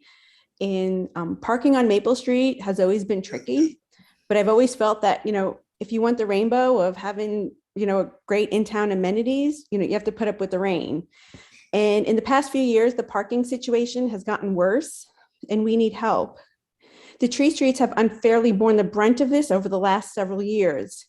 It's astounding to me that in 2022, in progressive democratic Princeton, some neighborhoods and streets have the privilege of controlling the land in front of their house and others don't. The tree streets pay just as much, if not more, in property taxes than the rest of Princeton, yet we don't have the same rights. We have about 8 units of housing without off-street parking on Maple Street. And during the middle of the day, it is impossible to find a spot. And just a street or 2 over, there's plenty of parking. Why did we unite the Princetons if we have, this neighborhood versus neighborhood mentality? It's like a talentless version of West Side Story. It's laughable that the people who say businesses will profit from the residents or they don't live that close to town, they're the same people that will mention how close they live to these same businesses when it's time to sell their house. In referring to university, their parking system, people talking about their university like their parking system is some sort of gold standard. That's not true. I know I work there. If their parking system was so great, their employees wouldn't be parking on our street. And yes, they're building more parking, but it is further away from their offices, which will make parking on our streets even more tempting. We need to do something soon. Thank you. Thank you. Okay, Adam, who's next? Okay, next is Lauren. Okay. Hi there, Lauren Seam, One Morven. A big thanks to council for sponsoring yet another date night. 2 in a row. How lucky am I? But I know Mr. Newland said that he didn't think that people in unaffected neighborhoods needed to speak. But if you hear what I have to say this evening, I think you'll agree that everyone has been affected. After the last public meeting, a good friend of mine who is a local business owner, Kathy Clockenbrink of Jam and Crepes, told me that some merchants are concerned that residents will boycott their businesses if they support the proposed plan. And I told her I thought that was ridiculous. It turns out she was right and I was wrong. There are residents starting to talk about boycotting businesses, and this division between merchants and residents deeply, deeply disturbs me. As we've been hearing tonight, there's a lot of hostility that neighborhoods have been directing against other neighborhoods. And this antagonism between neighborhoods is also deeply disturbing to me. The task force is not being dissolved. And as it continues its work, I really am concerned about the divisiveness of how the task force is operated. And I'd like to see if we can somehow make it so that the task force works in a less divisive manner in the future.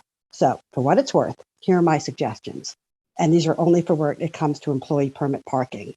Look, the town secured Westminster. We're already paying for that. Let's use the lots. We have spaces at McLean. We have underutilized meters. It sounds like there are some unutilized spaces at Spring Street. The town has just allocated money to survey the Park Place lot. We're paying the money for the survey. Let's see, there might be some spaces there. And at least to my eye, it looks like there are some underutilized parking at Monument Park, particularly in the evening for restaurant workers. So let's offer these spots for employee parking on a 6-month trial basis. Let's monitor, see what happens, see what the demand is, see what the usage patterns are. I think this is a good and sound approach. But here's really my most important suggestion of all. Let's use this monitoring period to try to heal these divisions. Let's try to use this time to rebuild community and to rebuild trust between merchants and residents, between council and residents, between neighbors and other neighbors. Because to me, if we end up with a parking plan without rebuilding community, I'm just not sure in the end we will have accomplished much of anything at all. Thank you. Thank you, Lauren. Okay, who's next? Okay, next is John Hopkins. Okay. Hi, I go by Jonathan because I don't want to be confused with the university, a different university than. But I just wanted to say a few things. One, I wanted to respond to Leighton, why people from outside those two neighborhoods are being speaking up tonight. If you read the language of what was posted on the website in terms of the broad scope of what the town is looking for, it basically gives the ability to put, can you guys mute please? The ability to put parking in any neighborhood, Leighton. And so I think that's why people are speaking. It's so broad that actually it's not targeted language, and we'd like that to be removed. I also want to talk about a little bit about unity. Sensible Streets, which I am certainly a prominent member of, is looking to unite everybody. We do not want anybody in any neighborhood, any resident to be suffering from a lack of parking. And we don't think that providing employee parking in residential neighborhoods is the right way to go. So, Mia and Eve, I didn't do a great job of answering questions at the last meeting about what could be done. I wanted to talk about sort of CVS as an example and what other progressive town councils have done. CVS has a market cap in excess of $133 billion. Their gross profit margins last year were in excess of $50 billion. Their CEO owned stock worth $82 million when he resigned in February. I just don't think that we want to be paying to park their employees and enrich the shareholders of CVS. Take Richmond or Berkeley. A lot of the towns in California, actually, if you're a CVS, they mandate that you have to provide a transit benefit for your employees. That transit benefit could include parking, but in some cases, it actually says you need to provide a cash benefit if you're of a certain size business for people to get to work. And instead of the town, Eve, saying, instead of you feeling like you have to solve that problem, I feel like CVS can solve that problem, and you could actually follow the lead of other town councils and make them solve that problem for their employees. The other thing that I think rubs people the wrong way is that the Graduate Hotel and the old post office, they're planning. Old Post Office restaurant had no new parking for a 300-seat restaurant. Graduate Hotel, 80 spots for 180 rooms, on, quote, the promise of people coming in by transit. That's why they were given that. And yet you're saying that employees can't get there by transit, and so we have to park them in our neighborhoods. Thank you for letting me go over, Mark. I appreciate your time tonight. No, you're good. You had 11 seconds left. Thank you. Okay. Adam, who is that everybody that had their hands up? That is everybody. And apologies for the error on the timer last time around. Nope, Catherine and a couple others just went up. Okay, good. That's fine. Yeah, anybody that still wants to speak from the public, please just, do the raise hand function so we can get to you before I don't want to jump to the reading the emails and not let everybody that's attending in person actually get a chance to talk. All right, so go ahead. Hi, this is Catherine. Can you hear me? Yes, please go ahead. Okay, my name is Catherine Williams. I live at 25 Moran Avenue.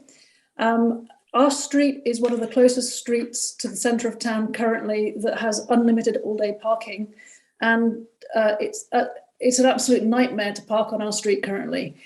I was interested to hear what you were suggesting about bringing back overnight parking, and I didn't totally understand what you're suggesting, but I personally think that would be a great idea, because in addition to the problems with daytime parking, which the task force has already heard about, which is that employees of local businesses start parking on our street at about 6 a.m. and by about 7:30 on a usual weekday, the street is completely full.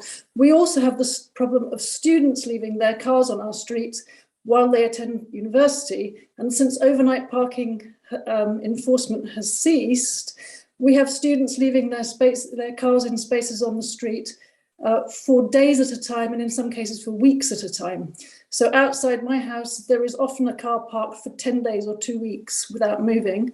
And that means that space is not available to anybody else, whether that's a resident or somebody shopping at a local business or whoever.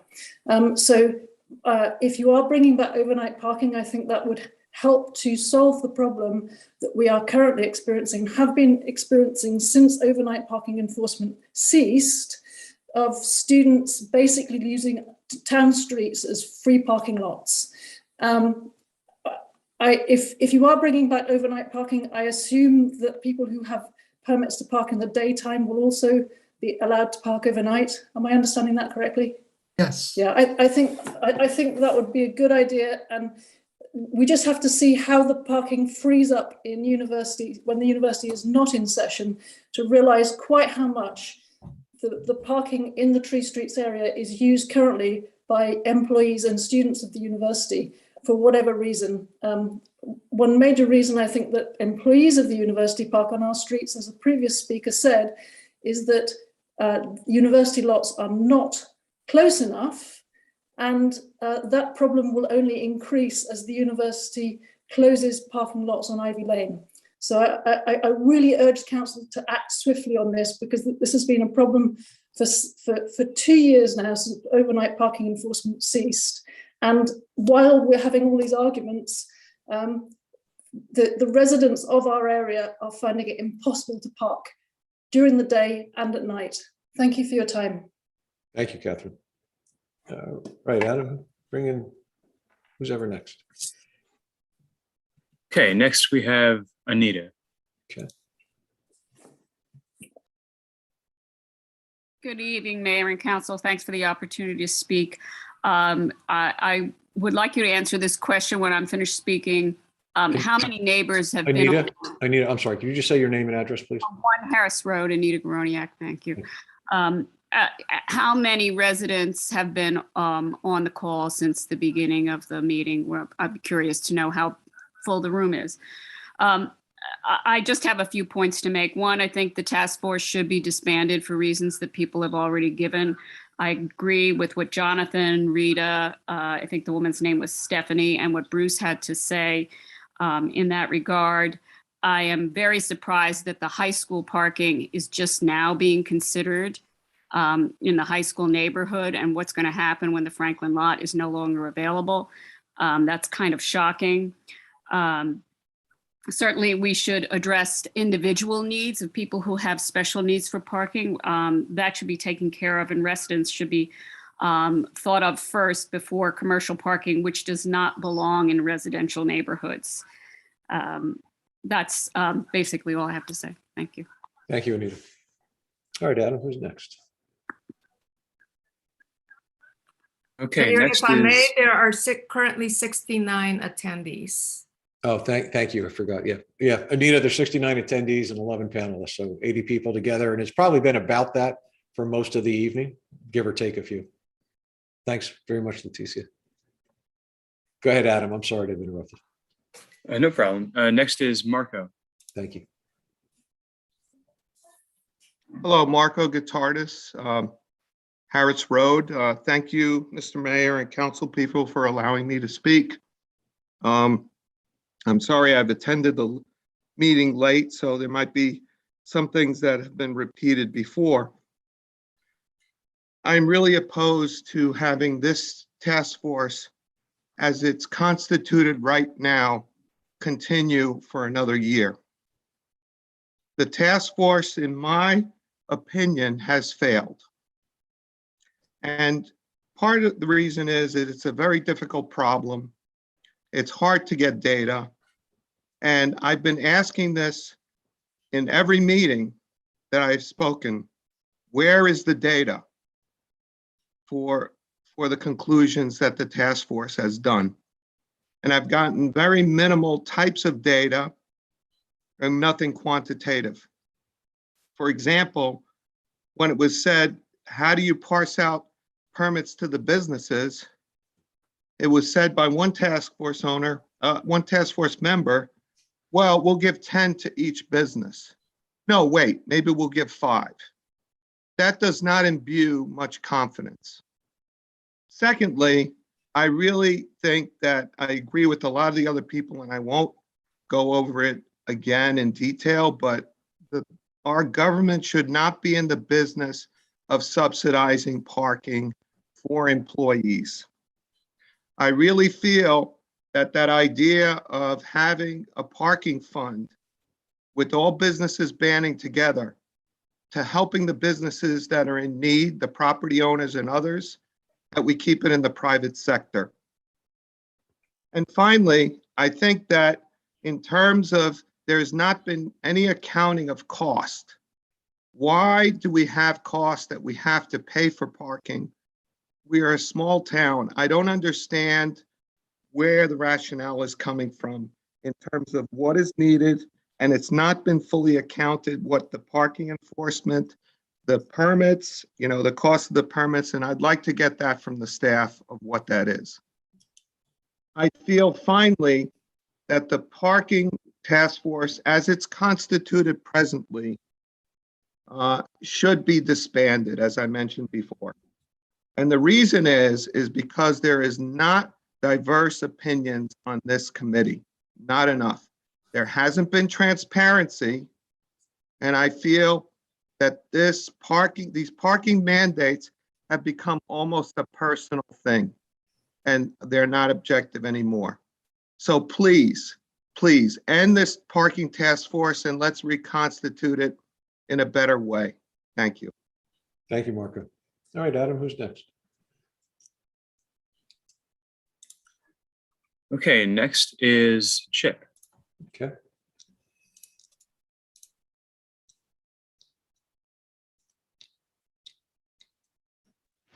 Got it. Do you hear me? Yeah, Chip, we got you. Just say your name and address. Go ahead. Chip Kreider, 22 Bank Street. I'm glad you decided that Bank Street was actually different. It certainly is. I've been here longer than anyone else. I'll be happy to contribute when that's discussed. Just want to make some general comments about the rest of this. Obviously, COVID really turned things upside down, and we're still coming out of it. So things could change drastically. I like the idea of your taking this slowly, maybe start with the 2 neighborhoods. But I think what you should do is start with giving the people without driveways 1 permit, not the chance to buy a second one. Just give them 1 and then see how many spaces are available. You don't want to be selling permits for spaces in the metaverse. And secondly, I worry what happens when the choir college lot is no longer available. So if the merchants get used to parking down there, then we got a problem when it goes away. On the other hand, maybe the merchants' employees will feel it's just too far to walk. We don't know that. The way we're going to get the data is to try it, but try it slowly, gently, and observe. I'm impressed that Mr. Cohen wrote a nice summary, a new set of information. It's pretty clear that the task force did listen at the last meeting. I probably should be renewed, but possibly with more or different members.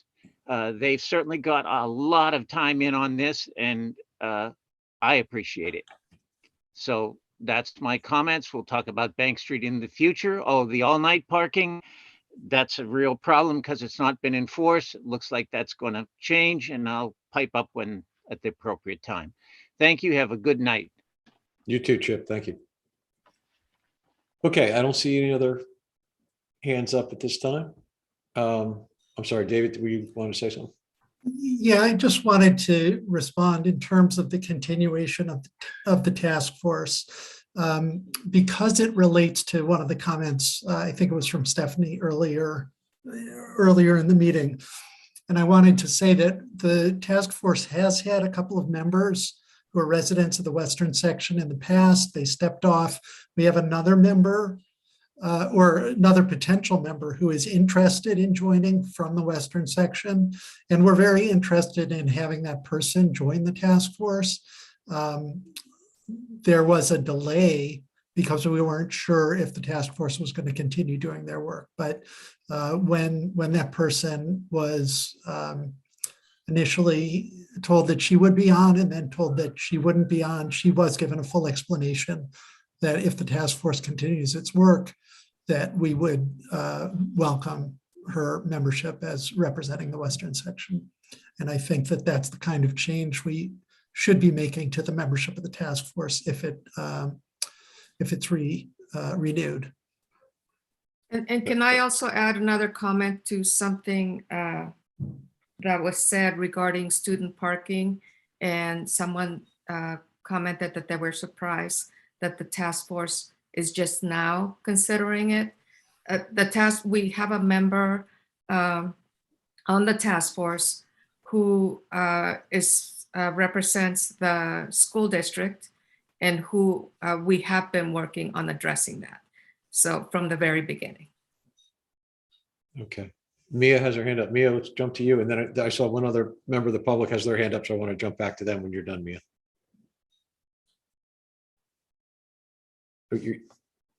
Okay, all right, you're muted, but I got it. Adam, can we go to the member of the public that has their hand up, and then we'll come back to Mia? Oh, Okay, looks like we have two people. We have A. Woodney coming next. Okay, thanks. Hi there. My name is Woodney Wachter. I live at 142 Hodge Road in Princeton. And I oppose the idea of the town subsidizing employee parking in all neighborhoods. And I think that it should be very clearly separated from the issue of residential parking permits. I reviewed the survey set forth by the Princeton Merchants Association, and I'm sort of scratching my head at the way some of the questions were phrased. I'm not sure what business owners would possibly say no to having the town subsidize their employee parking for $10 a month. I mean, why would you ever say no to that? And yet I see several Palmer Square business owners building quite large homes and driving their Range Rovers and Porsches and other luxury cars around town. So I guess if there's truly a need where businesses are struggling to the point that they cannot afford to either provide parking for their employees or pay their employees enough for them to afford their own parking, then I think that they should be required to show some sort of financials. There's been a lot of talk about equity on these calls, and I just think it's important to consider who benefits from the subsidized employee parking. I mean, right? Who's really benefiting here? Is it the employees, or should the employers be considering paying more for their employees to be happy? My final note is that, Princeton is a pretty great place to work. I've worked in the town, and I've lived in every neighborhood.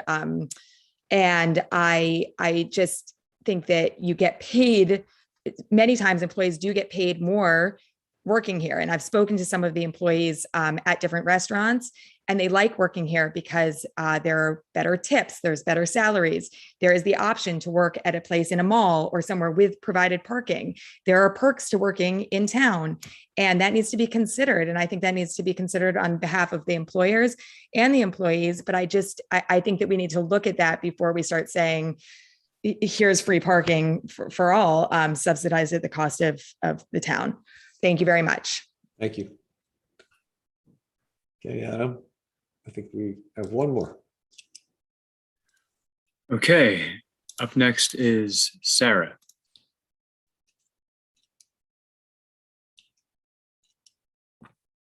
Hello, hear me? Yes, we can. Yes. All right. My name is Jen Chen, and living in Edo Farm. Since I'm the last speaker, would you mind that I comment on something that's sort of as a general comment, not specifically related to the parking issue? It's we're having a work session that's specifically on the parking thing, so you really need to keep it to that. Yes, absolutely. So I've been following the parking situation and the cannabis dispensary situation for some time, and I noticed that there's what I see as significant deficiencies in governance policies, specifically related to these task forces. So the first thing is, I would say, is the ambiguous legal status of these task forces.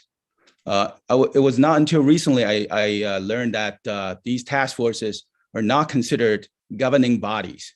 So yet they're listed on the township website alongside with other boards and committees and the commissions, which are considered governing bodies. Now, that may be an administrative oversight, but I think the issue runs a little bit deeper than that. Now, for these non-governing bodies, both are chaired by a council member. Both have 3 of the 6 council members being the voting members of these task forces. In contrast, the other boards and committees, it seems to be customary only to have 1 council member presence as a council liaison. So it's a little bit strange that the council members are playing a leading role and a more active role in these non-governing bodies than they are in the governing bodies. The second issue is related to membership of these task forces. Now, it's not necessarily an issue that a council member approves the membership of these task forces. It is, however, a problem that parts of the community that a reasonable person would expect to have a view or interest in the underlying proposal don't have adequate representation in these task forces, or their representations are invisible in all public meetings, as was the case for the school board, the Board of Health, the corner house, and the police department in the cannabis task force. As entities advising council and mayors on important policy issues, they are not governed by any code of ethics, and there are no procedures or policies that help identify and safeguard these task force from potential conflicts of interest among members. So lastly, because these are non-governing bodies, they're not required to keep meeting minutes or voting records under the Sunshine Law. There are no meeting minutes for the permit parking forces for the entire year of 2021. There were no meeting minutes or voting records for the cannabis task forces whatsoever. So it doesn't exactly boost public confidence that a task force was created and members with potential or perceived conflicts of interest had the ear of 3 of the 6 council members behind the door for 6 months. Okay. And then, I'm sorry. I just need you to wrap up. We're out of time. okay, I think we need to urgently address these issues, and I know that some of the member of the council would consider that their personal integrity is being questioned. I think it won't be fair that if that's the case, and they will only be fair for the residents, for the member of the council, and Okay. even for the task force members. Thank you. Thank you very much. Okay, thanks. Okay, Adam, we have a couple more people with their hands up. Okay, next we have Elizabeth.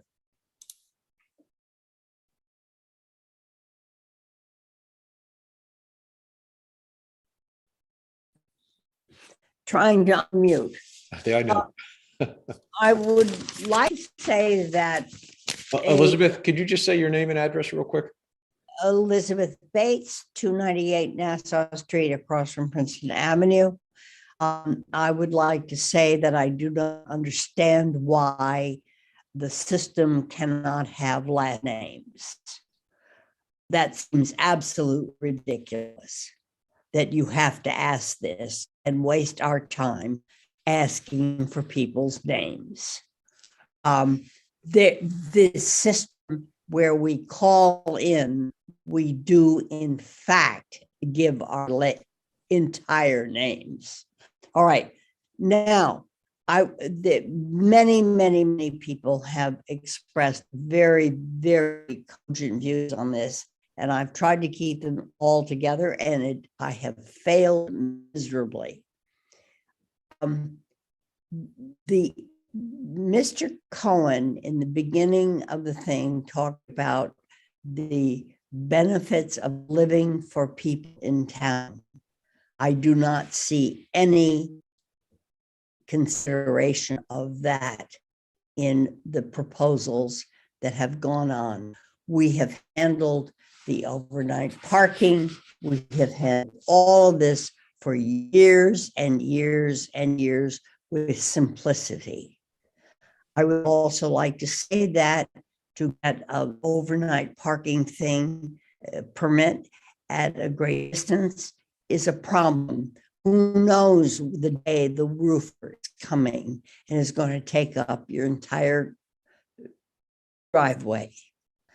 I would also like to say that the people who are moaning and groaning about not having parking spaces in their driveways, they have always paid less for the property, and they have also paid less in taxes.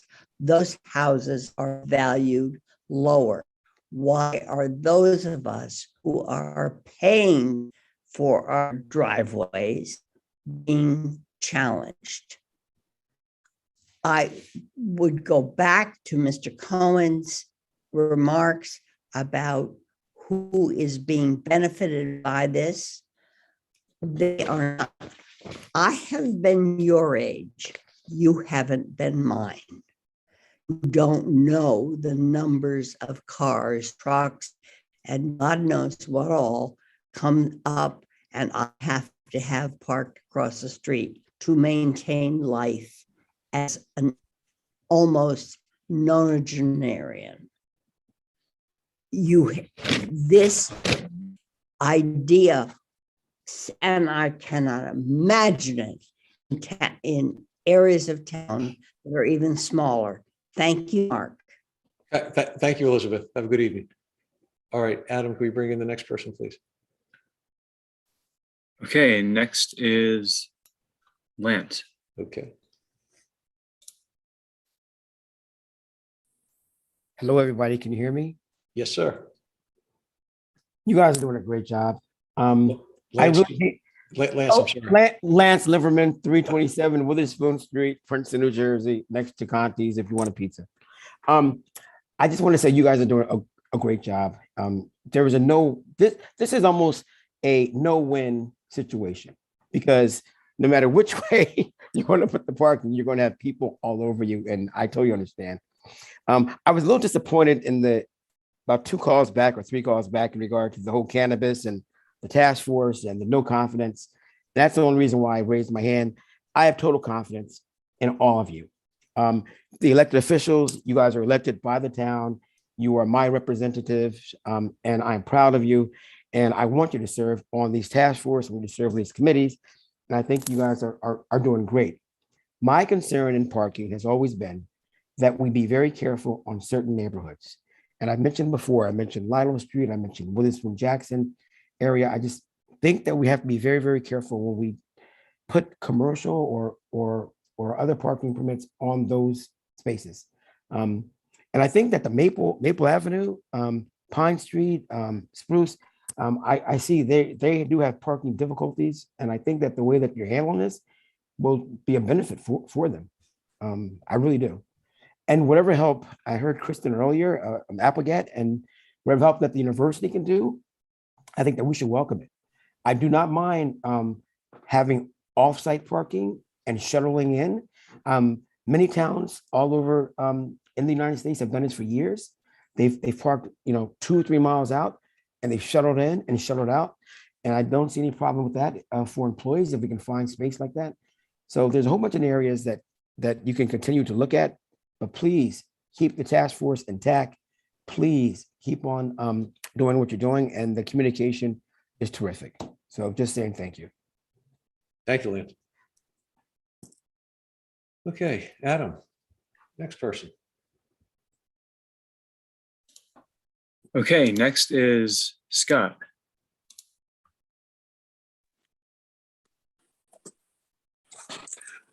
Good evening, everybody. This is Scott Goldsmith. I'm part of the task force. I keep having been hopping at my house in my head as to what I want to say.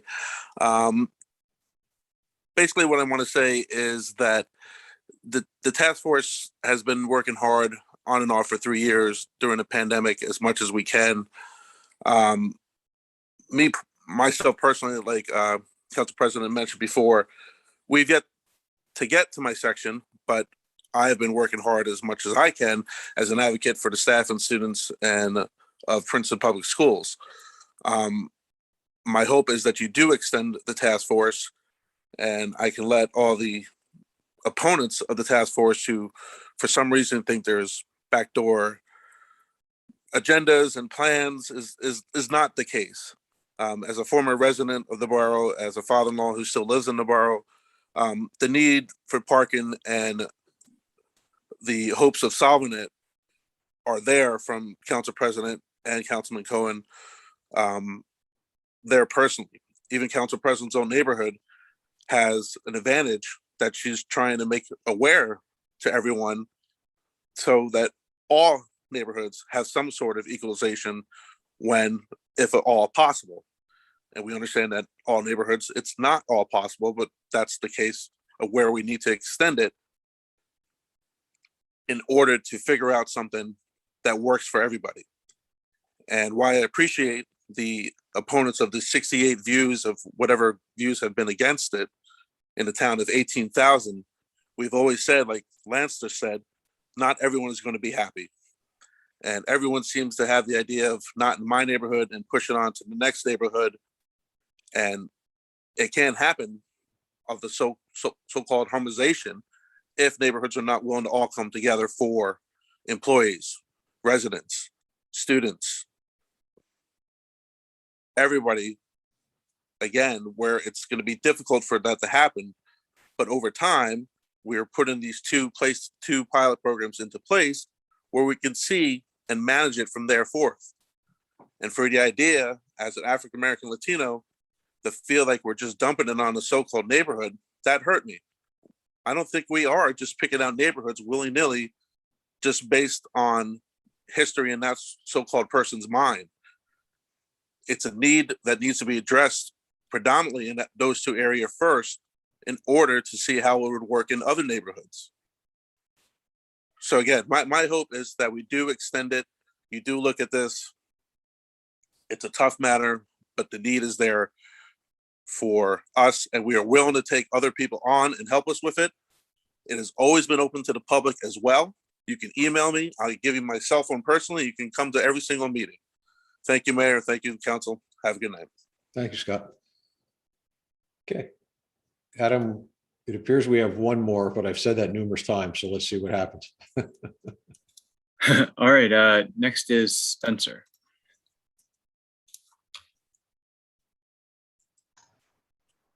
Okay, thank you. This is Spencer Reynolds from Princeton Avenue in Jugtown.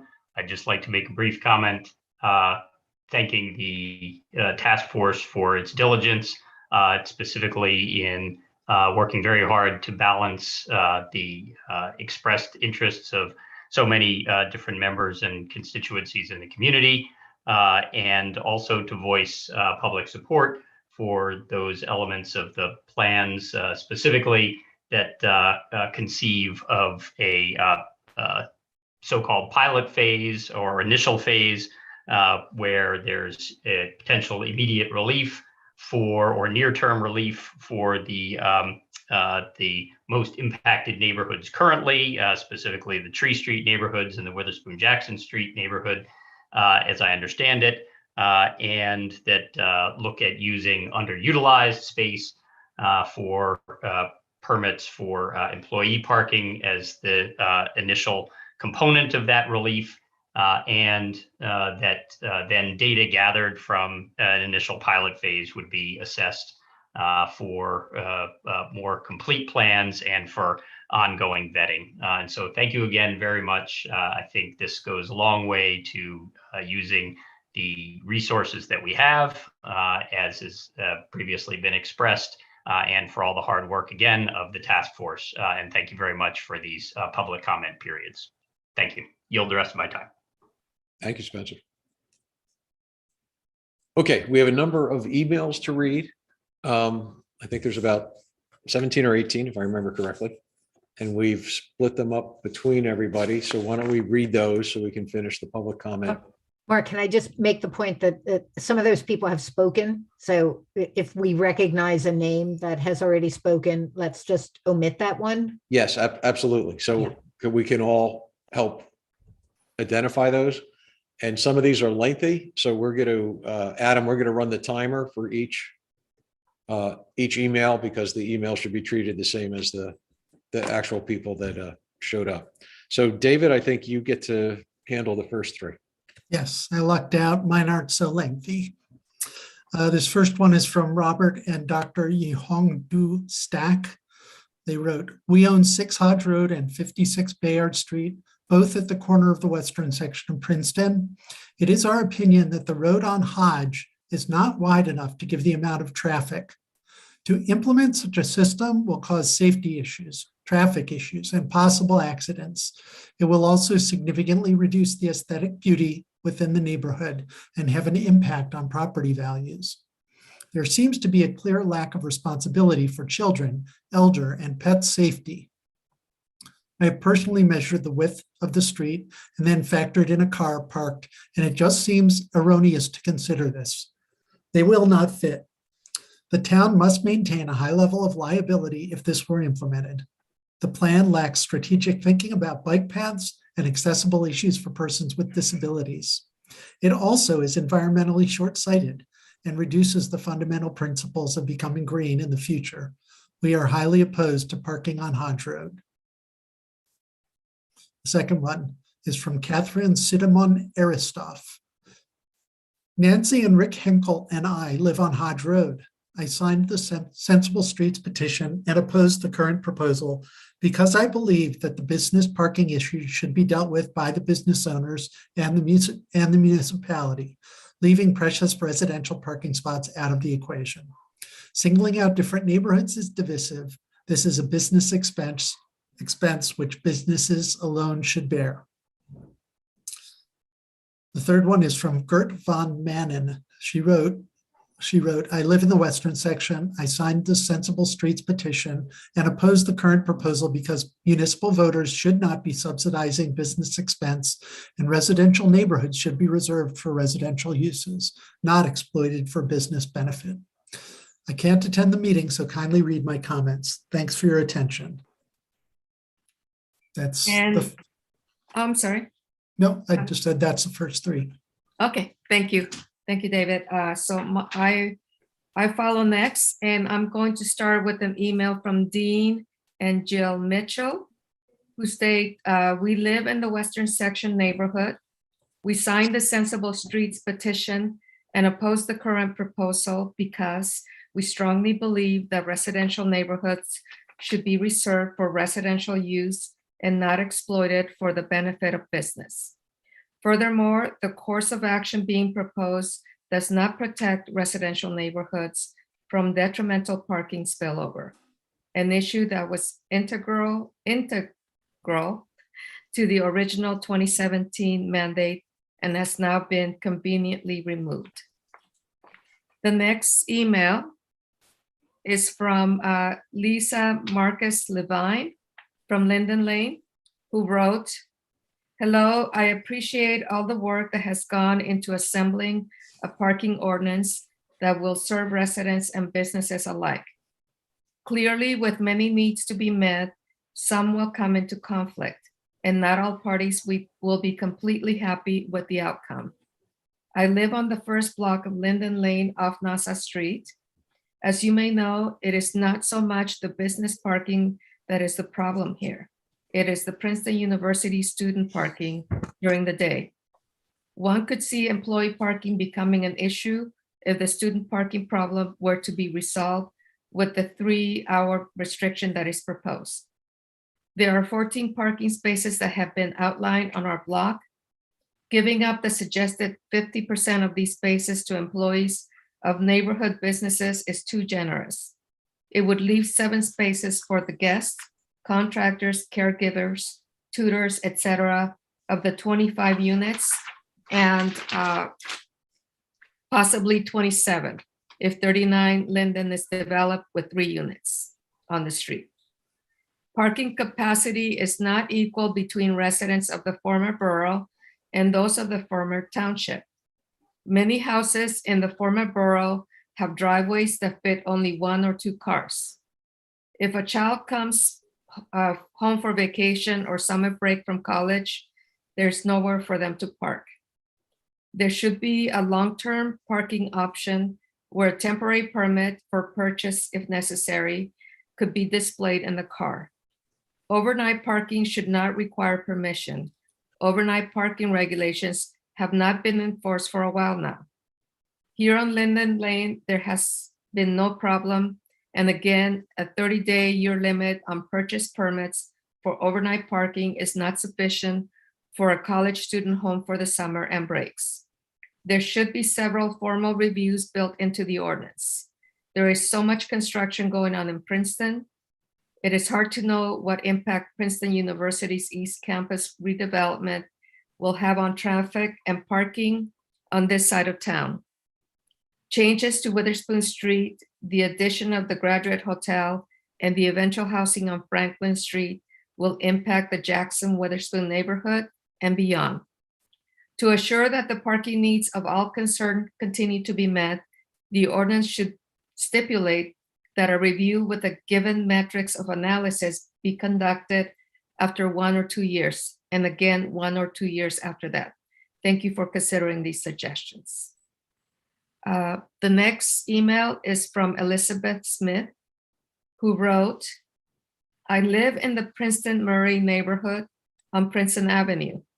I oppose the latest posted PPTF proposal because the original 2017 mandate asked the council to protect residential neighborhoods from detrimental parking spillover. But that was removed from the recent PPTF goals and is not achieved in this proposal. Princeton holds itself as a beacon to community and compassion when neighbors matter and voices are considered.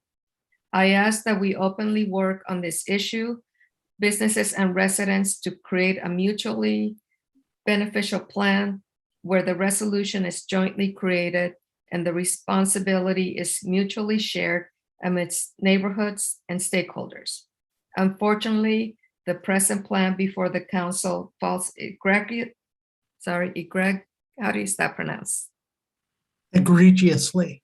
Thank you. Yeah. Sometimes my English is not so good looking. Short of meeting and balancing our community needs, thank you earnestly for your efforts. That's it. Thank you, Leticia.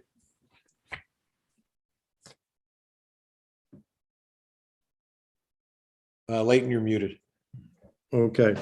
This letter is from Jennifer Gauguin, 9 Aiken Avenue, who writes, hello, my name is Jennifer Gauguin of 9 and 11 Aiken Avenue in the Princeton Murray neighborhood. I'm writing in opposition of the latest PPTF proposal because the proposal continues to disregard many residents' expressed concerns and ignores pursuits of community conversation. The proposal leaves risky, open-ended opportunities for expansion with no further approval. The proposal includes no viable plan for future growth. The proposal ignores prior recommendations from the 2017 study to protect residential neighborhoods from detrimental parking spillover. Business parking on Aiken would negatively impact daily life for me and my neighbors at our homes. As I stated at the prior meeting, I strongly support separating out the far less controversial question of granting residential permits for those residents who do not have driveways. I support allowing the immediate passage of a plan to give those residents parking at their houses 24/7. Thank you. The next letter is from Miss Melissa Lane, Princeton Avenue, who writes, my name is Melissa Lane, and I live at 41 Princeton Avenue in the Princeton Murray Jugtown neighborhood.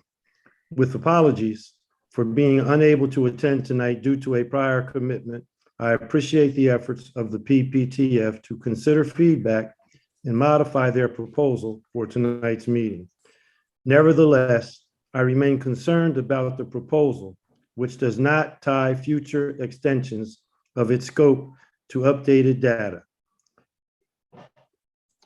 impact studies, or other benchmarks. A more measured and clearly sequenced two-stage plan was proposed in a recent letter from neighbors in the Princeton-Nassau neighborhood, which I respectfully urge the council to consider and to adopt.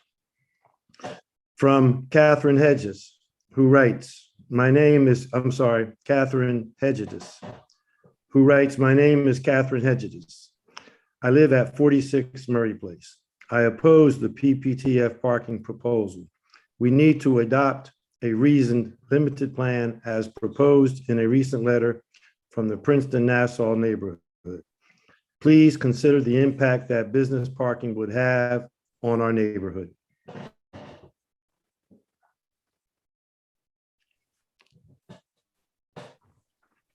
You want me to continue, Mayor?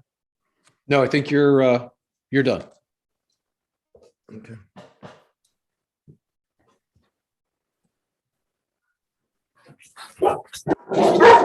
No. Is that me? Oh, is that me? you're up, yeah. Okay, sorry. I'm just trying to get it on my screen here. Hold on. Mia, do you want me to go and we'll come Yeah, back? could you go ahead? Yeah. Yeah, sure. We're gonna skip a few to the ones that I was assigned. Olivia Brigoud, 15 Aiken Avenue. I live in the Princeton Murray neighborhood on Aiken Avenue. I oppose the latest posted PPTF proposal because there is not enough input data on the parking deficit in Princeton and its extent. We deal with a situation that is highly guesstimated and has not been sized up correctly. I urge the council to instead adopt a reasoned, limited plan proposed in a recent letter from the Princeton-Nassau neighborhood and learn from it, data collection, input, etc., so as to create a sound base for an expansion if proven necessary. Next letter is from Whitney Fogg Ridings of the Western section. I oppose the permit parking proposal for many reasons, including but not limited to the lack of transparency. Is the Western section included? If not, will it be included later? Is the plan to pass the proposal without the Western section just so it can be annexed more easily later? Safety. There are safety issues with many of the Western section roads, which are thoroughfares with a lot of traffic. For example, turning onto 206 from Cleveland is dangerous, even without more parked cars to block views. Crossing 206 from Cleveland on foot is also extremely dangerous, and the town should not be encouraging this as a route to town without making the crossing safer. Inviting cars from out of town to park in remote residential areas will also decrease safety for residents, including children who live there and who bought their homes with legitimate expectations that the area would remain residential in character. I hope someone will tell me if I ran out of time. The lack of supporting data. We still have not seen the data to support a need for additional parking in residential areas. Equity is not a legitimate reason to include a particular street in a parking plan. Moreover, if equity is the misguided lodestar, then government subsidization of corporate interests will achieve the exact opposite of that goal. The lack of consensus building and failure to consult the Western section in particular. It seems that no one but the parking task force and a handful of local businesses are in favor of this plan. Imposing employee parking on residents for business interests without the residents' support is shockingly undemocratic. Moreover, the task force ignored the Western section in the years-long planning process and still has not meaningfully consulted our neighborhood. I respectfully request that the council reject the parking proposal. And then my last assigned letter from Karen and Peter Arup, sorry if I got that wrong, 9 Princeton Avenue. Please read this into the record at the Princeton Council meeting. We live in the Princeton Murray neighborhood on 9 Princeton Avenue, where we have lived for almost 12 years. We oppose the latest posted PPTF proposal because even if our street may not be included in the initial phase under the PPTF plan, it can now simply be added for employee parking at any time and for any reason in the future. It also seems to us that the task force has not addressed the many concerns raised in good faith by groups and citizens of Princeton about the absence of relevant data, the potential impact and future growth plans of their proposed approach. Therefore, we strongly approach the council to adopt a limited 2-stage plan as proposed in a recent letter from the Princeton-Nassau neighborhood. Okay, do you want me to read Deborah Haynes now? Sure, thank you. Dear Mayor and members of council, as a former city solicitor and general counsel to the managing director of the city of Philadelphia for more than 20 years, these issues are not new to me. I'm increasingly concerned about liability falling back on the taxpayers for this government's failure to recognize the safety issues involved with this parking proposal. I can only speak to the Western area, but sure that the narrowness of the streets is a factor in other neighborhoods and should be a factor that is openly discussed. Notice is a key factor in piercing the veil of government immunity and therefore placing liability back on the taxpayers. The Western area is nestled between 2 major highways, the Great Road Elm, and 206. The traffic is noticeably formidable for at least 12 hours per day from trucks, cars, and myriad vehicles. A volume never anticipated when these highways were constructed, let alone neighborhood streets. Furthermore, when these neighborhood streetscapes were developed at the turn of the last century, again, the volume of traffic, cars, and pedestrian could not be imagined. The streets are narrow and meander. Anyone who has driven on streets like Hodge and Cleveland can see how if a car is parked, it necessitates the vehicle to drive into the opposing lane. We do not need a traffic engineer for this analysis, just visit. So why is parking even being considered? Although I am not familiar with the other streets proposed, I'm sure that they are just as narrow. If a motor vehicle, I think she meant to put accident, occurs due to the government's increase in density, it is my opinion that the town of Princeton will be named as an additional defendant. Why? Because these new parking scenarios can be construed as a traffic light, just assets, say a median, a light, or sign. This government is creating a traffic control pattern that is dangerous due to the increase of activity on these streets that were never destined or designed to encourage such volume or density. These are residential neighborhoods in the most restrictive of zoning classification, not commercial in any way.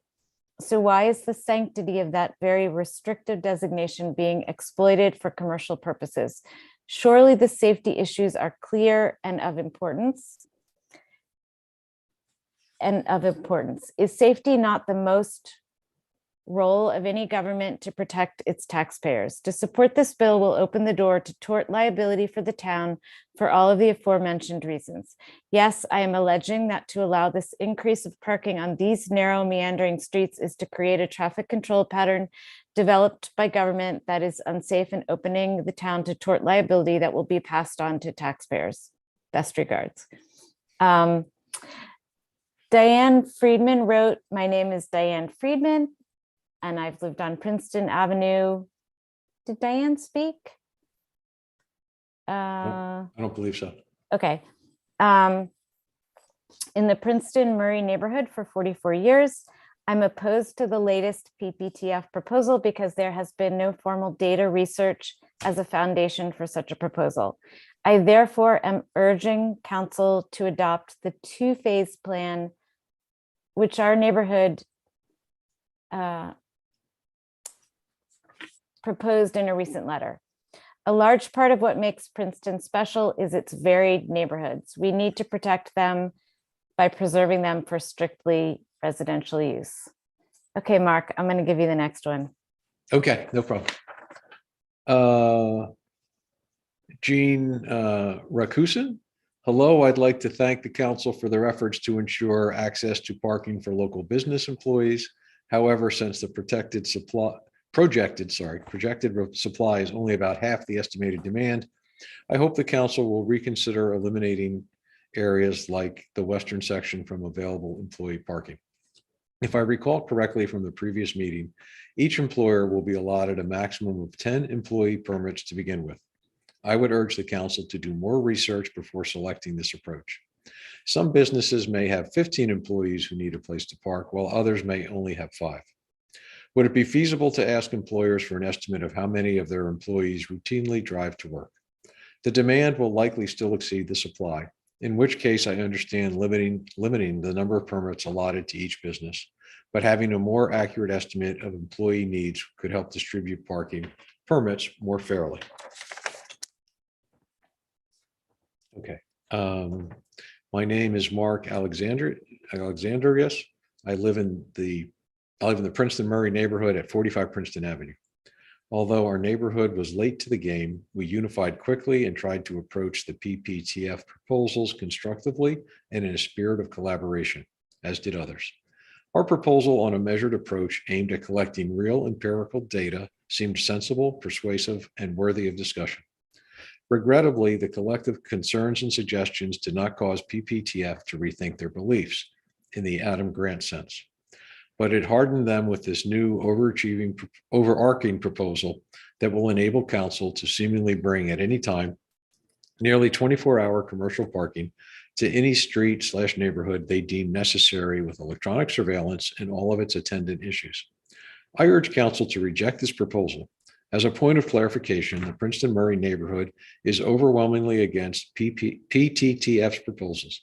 Contrary to what the PPTF has stated, our objections are not driven by the inequity of being targeted in the January 11th proposal. One more.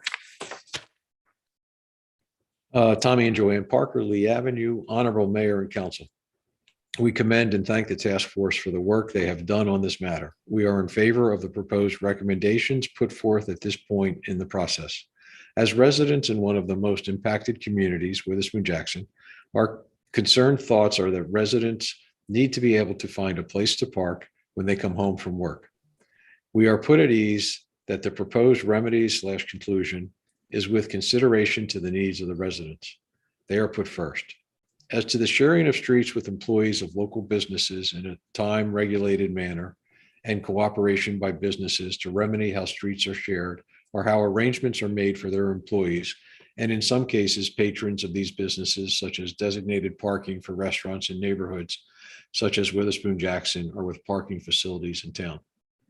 It would be much less of a burden in neighborhoods like Witherspoon Jackson and the Tree Streets if other neighborhoods were also part of the parking solution.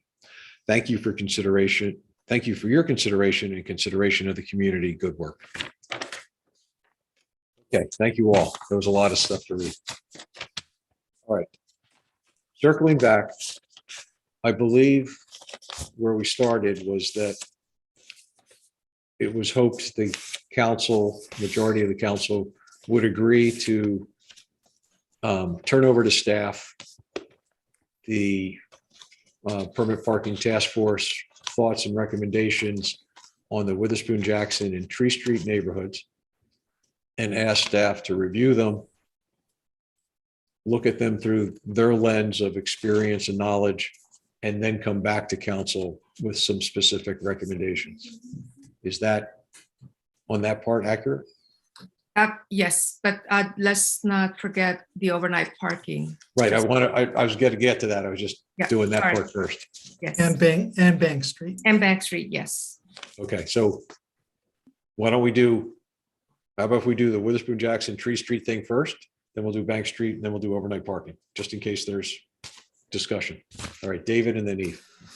Yeah, I just did want a chance to respond briefly to only a couple of the resident comments, especially the idea that, we're creating this new subsidy for employee parking. And I know I talked about this the January 11th meeting, but it clearly didn't sink in since we continue to hear the same complaint.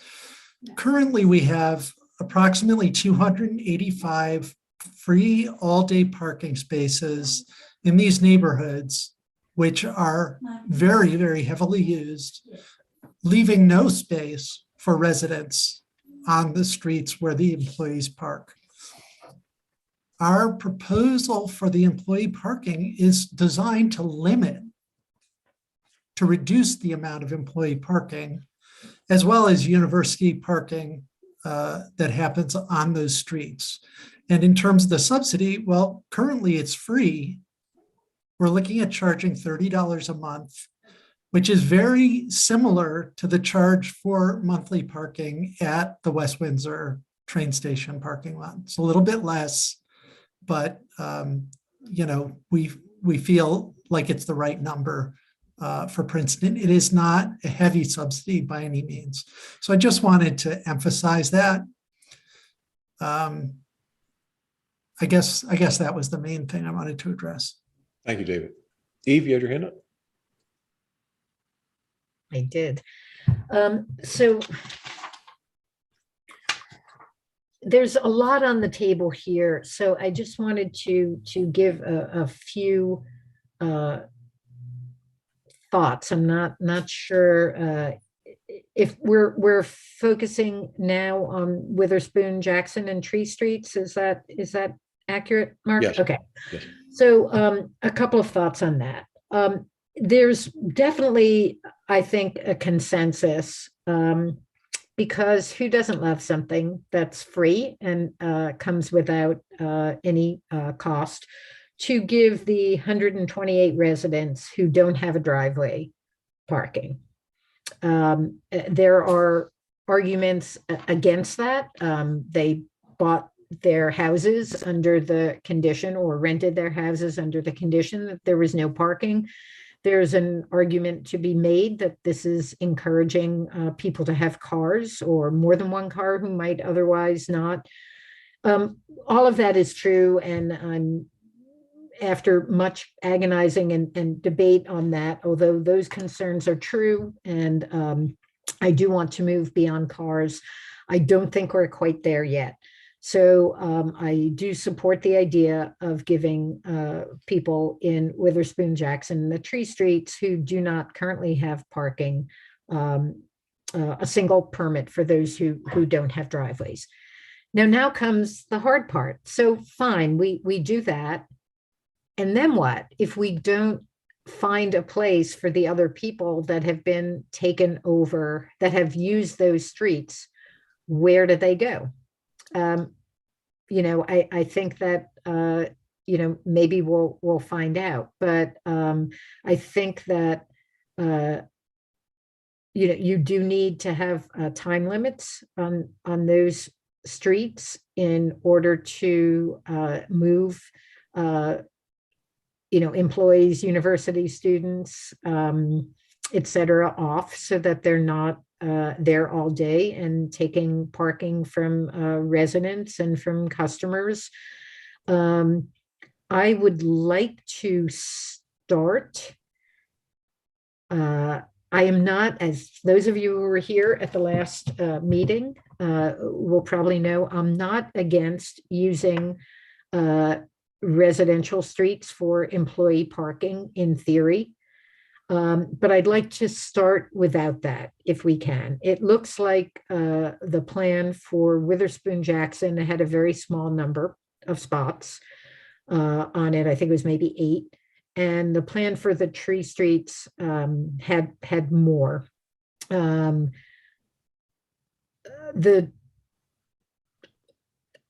the employee parking at Ryder, sorry, I'm momentarily blanking. Westminster. Senior moment. Would be available to employees to move to. So I guess I'm echoing some of the residents who have spoken up. And I'm somewhat ashamed of this, because this step only kind of takes the easy route, which is, sure, people want parking, let's give them parking. But what's going to happen next? And honestly, I'm not sure. So what I'd like to see is, I'd like to try that without the assigning businesses to street residential spots. And let's have a follow-up at 3 months and 6 months and see where we are. Can the 12-hour parking on some of our streets, around Nassau Street, on Alexander, and the streets in that area, can they make up for some of the needs? On the other hand, can Westminster make up for some of the needs? And of course, as you get further away from Nassau Street, there's other free parking without time limits on Ewing and other streets like that open up. Perhaps this will be one of those rare situations where there's all gain and no pain. I don't think that'll be the case, but we don't have the data. And so given that many people, not all, but a significant number are opposed to this in concept, I would like, opposed to the residential, using residential streets in concept, I'd like to see us try it without and see where we end up.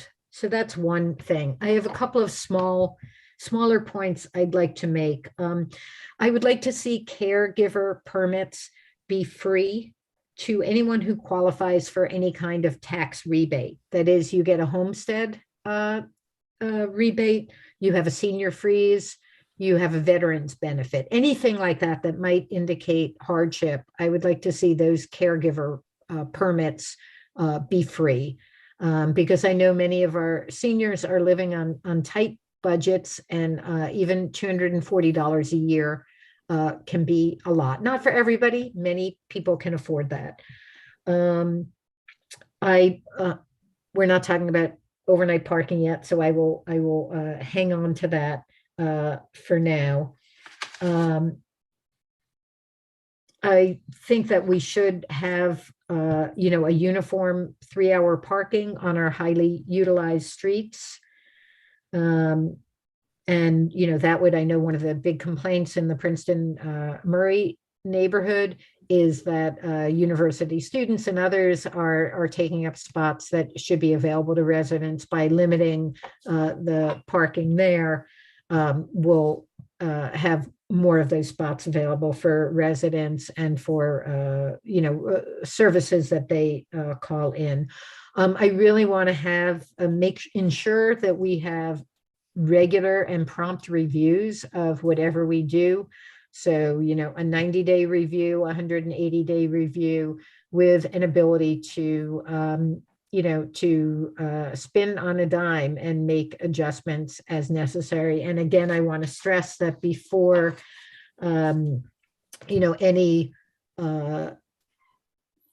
movement of parking onto residential streets, which again, I'm not against in theory, but before any of that, it should come back to council for a decision. And I have comments on overnight parking, but I'll reserve those. Right. So I just want to make sure we're all on the same page. All we're looking for tonight on each of these is a consensus that we're turning this over to staff to come back with detailed recommendations. So we are not trying tonight to create the detailed recommendations. So I just want to be clear on what we're doing. So, I mean, as Eve has done, everybody can say, here's all the things I hope staff addresses. But again, I just want to be clear. We're not setting the detail yet. And Thank you, Mark. Thank you. And it all comes back to us. Well, I think the key thing there is it all comes back to us. Yeah. Right. We're not telling staff go do it without us knowing what it is they're going to recommend. Okay, so I think it was Mia, then Leighton, then David, and then we'll get to the other three. I guess that is really what I wanted to say. I am even more confused now than I was at the beginning of the meeting. It seemed like the plan that has been put forward essentially addresses many of the issues that the community had, yet many people got up tonight and still voiced those issues. So there seemed to be a little bit of a time warp or a disconnect. I'm not sure if those comments were addressed to a previous plan as opposed to the current plan. And I mean, so are we offering employee permit parking on residential streets with what you're proposing tonight? Yeah, yes. And Mark, I think this is not a detail. This is quite It's important. pretty fundamental. It's like baseline. Is that what you're proposing? Because that's sort of the bright line issue here. And I don't even know if that's you're being proposed. Yes, it is. And I think that, just to speak briefly to Eve's point, to say that that's a no pain, all gain solution, it's true for residents. It's totally untrue for employees. You're asking employees in the Nassau North area, Small World, Tiger Labs, you're asking all of those employees to walk a half a mile further, some of them at night, some of them women, on not well-lit streets, when there's going to be large amounts of open spaces right close by. And so I think to say that it's there's significant pain for employees I in. didn't say, just want to clarify, I didn't say that was my opinion, but that seemed to be what a lot of residents were saying. Okay, I thought that you were saying that that was your opinion. No. So I think is it still my turn? Yes. Great. So, but David, that sort of takes me, I'm just confused now because you essentially just made the case against, I mean, we've invested in paying for the Westminster lot, and it seems like your comments just now were addressed. You are essentially saying that you don't think it's viable for employees to walk from the Westminster lot. So I'm wondering why we voted unanimously to fund that as an employee permanent parking lot if you think it's unsafe for women. And I just have to say that as a woman in Princeton, this is like, I feel pretty safe here. If you don't feel that that is a viable option, then I think that makes the picture even murkier. I didn't say it's not viable. I said it's a distant second choice. And for the employees in this particular area. And so, I voted in favor of it because, as residents have pointed out, we don't really have a handle on exactly how much need there is. But I don't think that it's right to say, let's fill up the Westminster lot first, just because we voted to spend some money on it when it's a far inferior solution for the employees. And when we think that this proposal manages the employee parking in a way that will be immeasurably better for the residents of those streets. It will take away, this proposal will take away so much of the parking pressure from the neighborhood. But to say that we want to take it all away, at the cost of the employees. Yeah. And that was my question. So basically there's still some parking, but instead of free parking, it's specific designated spots for which employees will now pay. Correct. So it's better for the residents in the sense that, I understand there are people with us tonight who philosophically do not want any, even if there's nobody parking there, they do not want an employee paying to park there if it's also a residential street. I feel like if there are certain sections in our town which have since the beginning of the town been mixed use, a mix of commercial and residential, and there has always been commercial parking on those streets.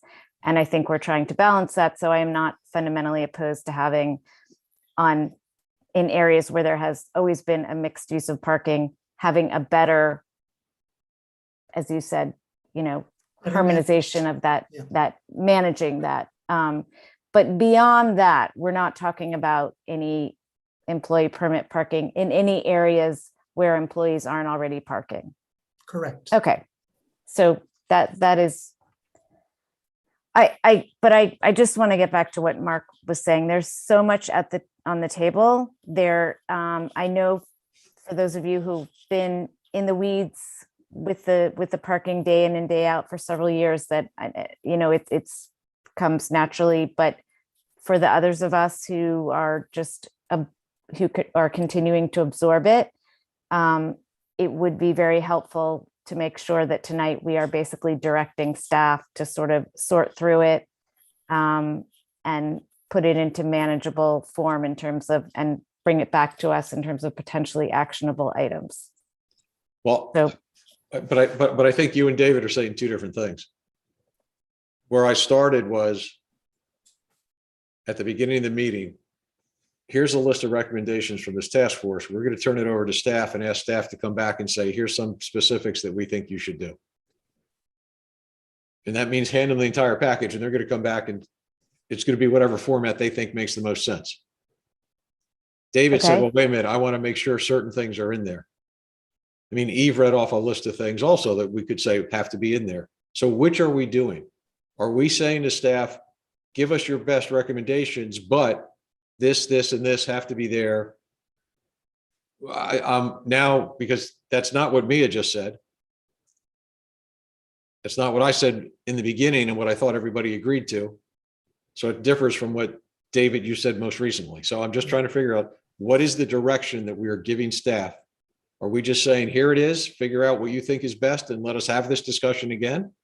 Or are we trying to say to staff, do some specific things? And here are those specific things. If we are, we got to be very clear coming out of this meeting, what are those specific things? So I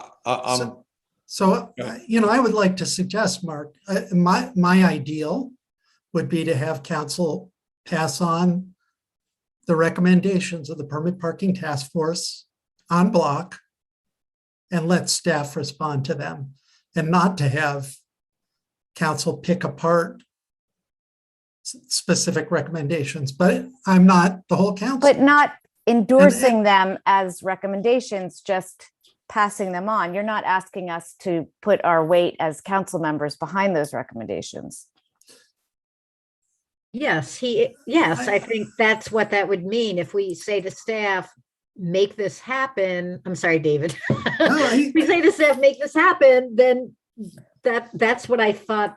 Right. If you have, as council members, things about the recommendations that you don't want staff to implement, staff has to know that.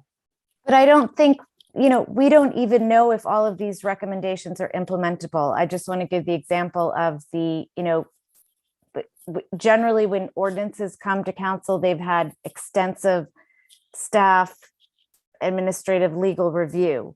These are broad concepts. And just to give one little part of this, the Westminster lot, which was negotiated months and months, has taken all of this time to go through staff and legal review. And as far as I know, it's still not usable because it sounded very easy in theory to make a parking lot available. And it turned out that it's been months and months of legal analysis and going back and forth with them. And then there's still issues related to that. And that was just one small fraction. So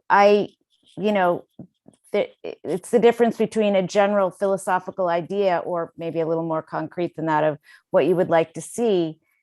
And it's hard to weigh in on something where we don't know the reality of, the legal implications and what other things staff might bring up. And that's why we're referring it to staff.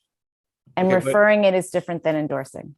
Right. Yeah. And this is the last time I'll say this, and we'll get to other council members, but I think the way to go about this is say, here's the recommendations from the task force. Staff, look at all of these, look into the detail that we might not have when we did the Westminster lot at first, figure out, here's all the things that have to be thought about, put in place. Will it work? Will it not work? And then come back to us.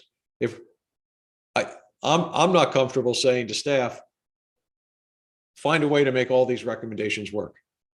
I don't think that should be the direction. I say, we want your input on each recommendation. Can it work? And if you have problems or concerns, what are your problems or concerns? So we have a more informed discussion.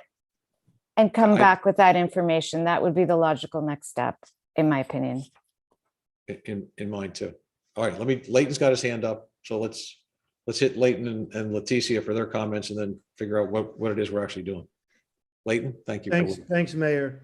I'll try to be as brief as possible. Just a few things. I want to say to those who may have thought, and I hope you didn't, I was in no way trying to be dismissive of the Western neighborhood, of Hawthorne neighborhood, or of the Murray Place neighborhood. What I was really attempting to do, and I think we got pretty well into the weeds, was keep us out of the weeds. Let me say,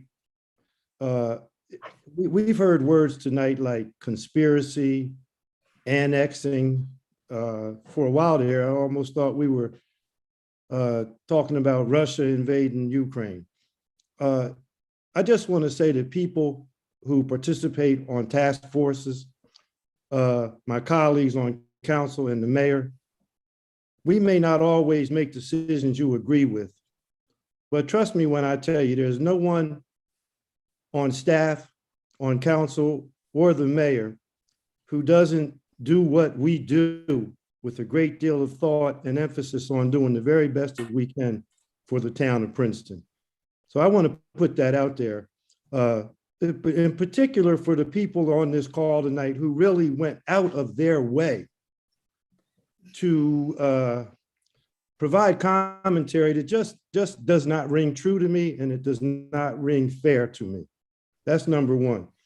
Number two, with regard to the three neighborhoods I mentioned, let me emphasize that the truth of the matter is your voices have been heard by mayor, by council, and the task force. Not only have your voices been heard, they've been heeded to. Your situation has been taken off of the table. But tonight, for most of the time, for 90% of the time, we heard from people from the three neighborhoods who are not going to be impacted with what we are discussing tonight. If my count is correct, we heard from one person from the Witherspoon Jackson neighborhood on John Street, and I think 5 people from the Tree Streets. All but one of those people were 100% in favor of us moving forward to relieve the parking problems that are in those 2 neighborhoods. And keep in mind, and this started in 2017. So guess what? For 5 years, the people in the Tree Streets and the Witherspoon Jackson neighborhood have had problems, and they still have problems. So again, we get into the weeds when we don't have to get into the weeds. The people in the Witherspoon Jackson neighborhood and the Tree Street neighborhoods tonight, tomorrow, and next week will still need mitigation for their parking problems. My suggestion is we give this to our very capable staff people, and why not have them communicate and talk with the people in the neighborhoods that are impacted and affected. The people whose neighborhoods are not going to be a part of this, stay on the sidelines and let the staff do their work, communicating with the people that are impacted and are affected and who need the help. And let's stop with the dart throwing. And I want to give props to, I believe it was Mr. Goldsmith, who participated on the task force, which is by far, and who was by far the most eloquent speaker tonight, who at least tried to build consensus and to let us all know that the people who work hard for this town and put their time and effort in do so with love in their hearts, trying to make a positive difference. That's really all that I have to say. And I just, again, my emphasis on having us all tone down the rhetoric, the animosity, and the vitriol with the way we treat each other. Thank you. Thanks, Leighton. Can we just go to Leticia and Yes. then we'll come back to you, Eve? Thanks. And thank you, Leighton, for your words. It really, I would hope would touch a lot of people, especially those who haven't had a voice here and who normally don't have a voice, who are relying on us to not just work on addressing their needs, but they, especially those you mentioned, that have been waiting for 5 years for us to implement policies that will address what are really, I keep saying, our quality of life issues that they may not have the loudest voice, but they have the greatest need.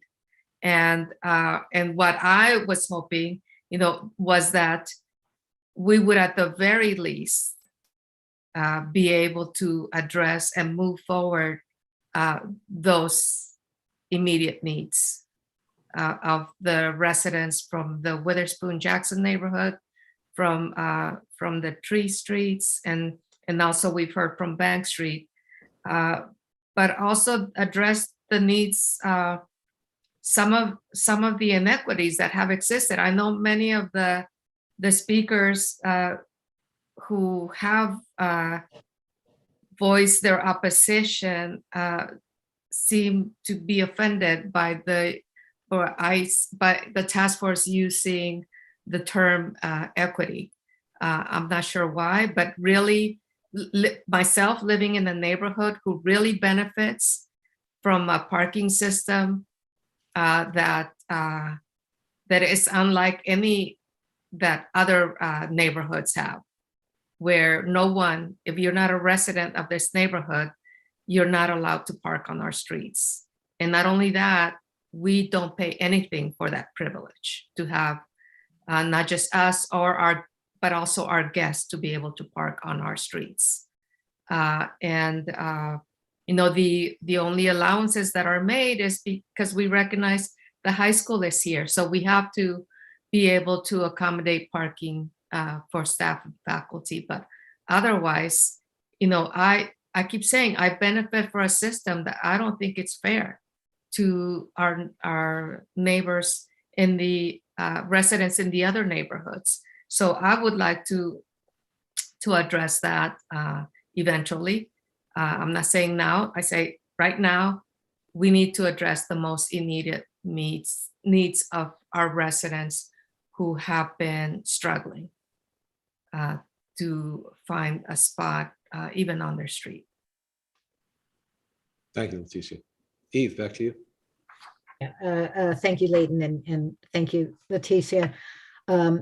I just want to address a couple of things quickly. I'm hoping that we can direct, I understand that everything's going to have repercussions. And so, as I said, suddenly giving the 128 residents who don't have driveways permits to park will have ripple effects, which are a little unpredictable, will impact employees, will impact other residents. But I do think it's a necessary first step, and then we'll see what the ripple effects are.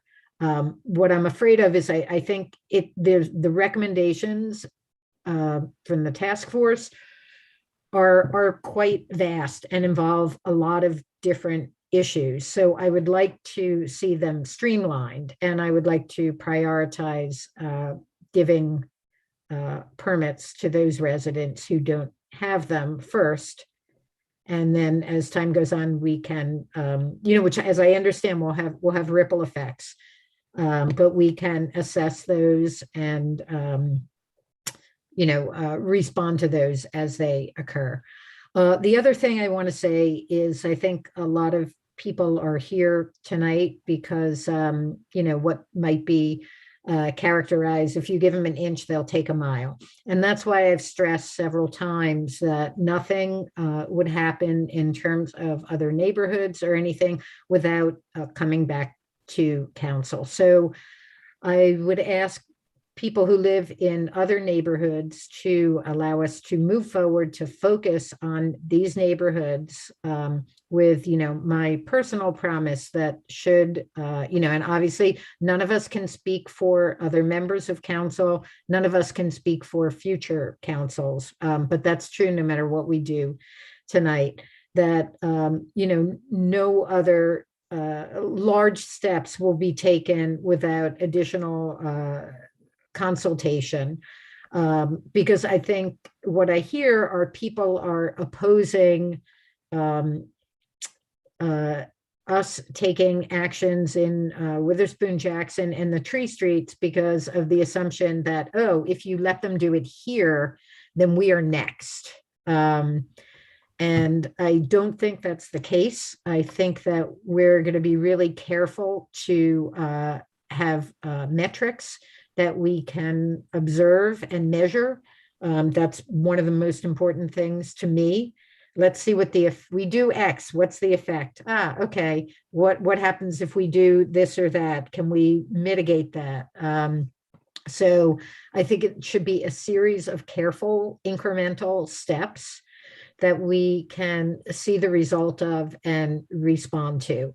And again, echoing Leighton, that those who live in other neighborhoods who aren't directly affected, let us try to solve this problem for these neighborhoods. With again, my promise that, should this come back again regarding other neighborhoods, you'll be, we'll have more data and you'll be given a chance to weigh in at that time. David? Yeah, I just wanted to point out, of those 128 residents without driveways, they already have access to overnight permits. And so no real change is needed, except I guess we could give them out free this year instead of charging for them, which we've done in the past. The question what happens during the daytime is much more complicated. And I don't think that we can address daytime permits for those residents without changing the whole regime of, changing from all-day parking to 2-hour parking, and stuff like that. So I'm not trying to move the conversation. I'm just trying to give you a heads up, Eve, that as staff tries to make recommendations to us, that will not be easy to move forward for all, 24-hour parking without addressing a whole slew of other issues at the same time.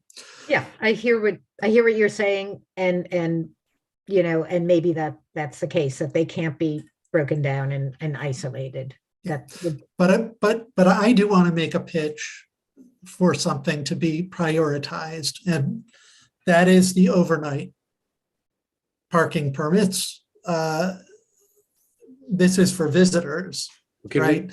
But Mark, there's a reason that I'm saying this. Yeah.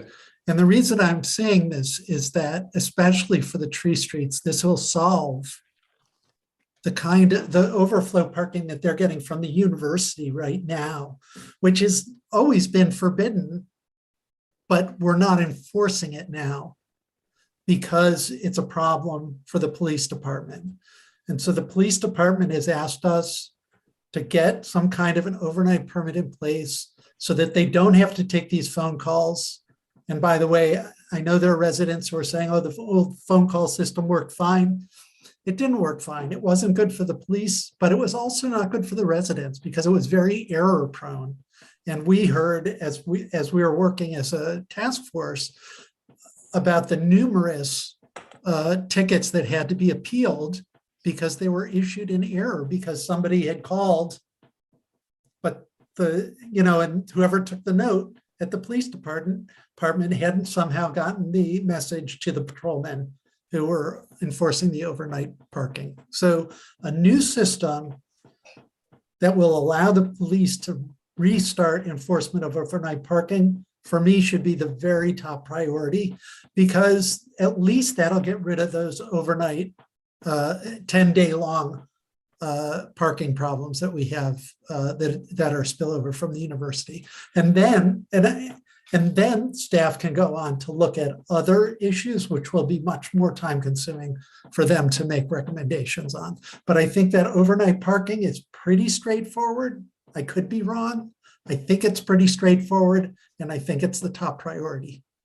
I agree with David, but Mark had said we were separating the issues, so that's why I didn't chime in. So we can leave them separated or do them at one, but the bottom line is we have four issues, three of which are Witherspoon Jackson tree streets. That's one. Bank Street is two. Overnight parking is three. For all three, to me, it's similar.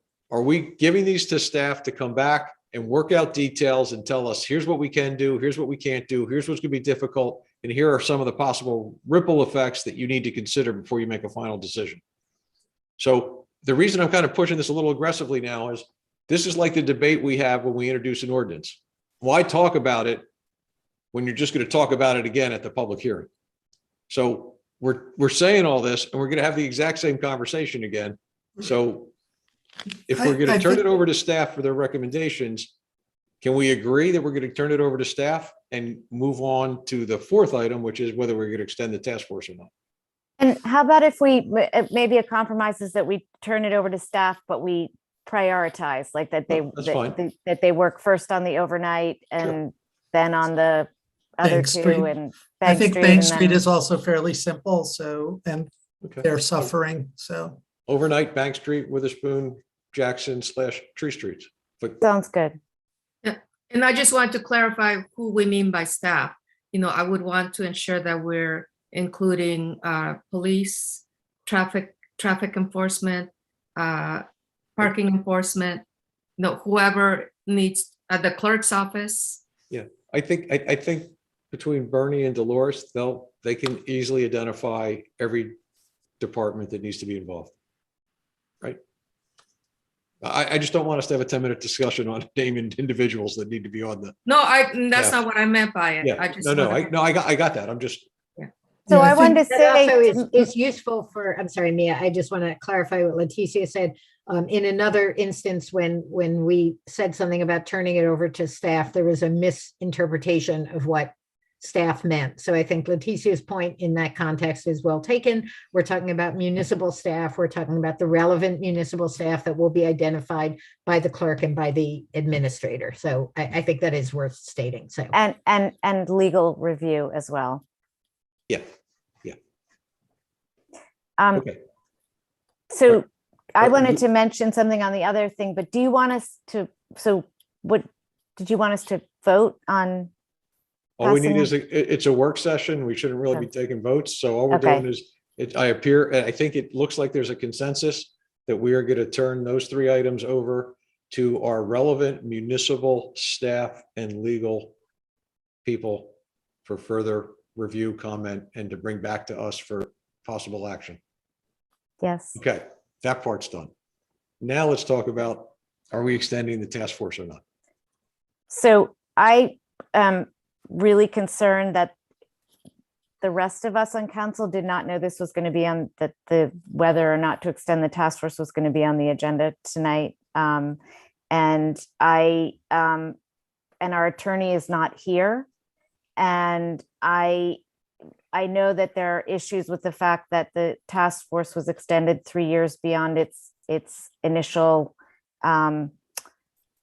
mandate, and that somehow we have set an unfortunate precedent here. And I think there are a lot of, I will just say personally, given all of the questions about how we do task forces and whether we should do task forces, I think we really need to figure out, we need more, we don't have the information that we need tonight to talk about this task force, because it's not just about this task force, it's about task forces in general and what their purview is, and whether or not, if a task force continues on for years, how is it different than a BCC?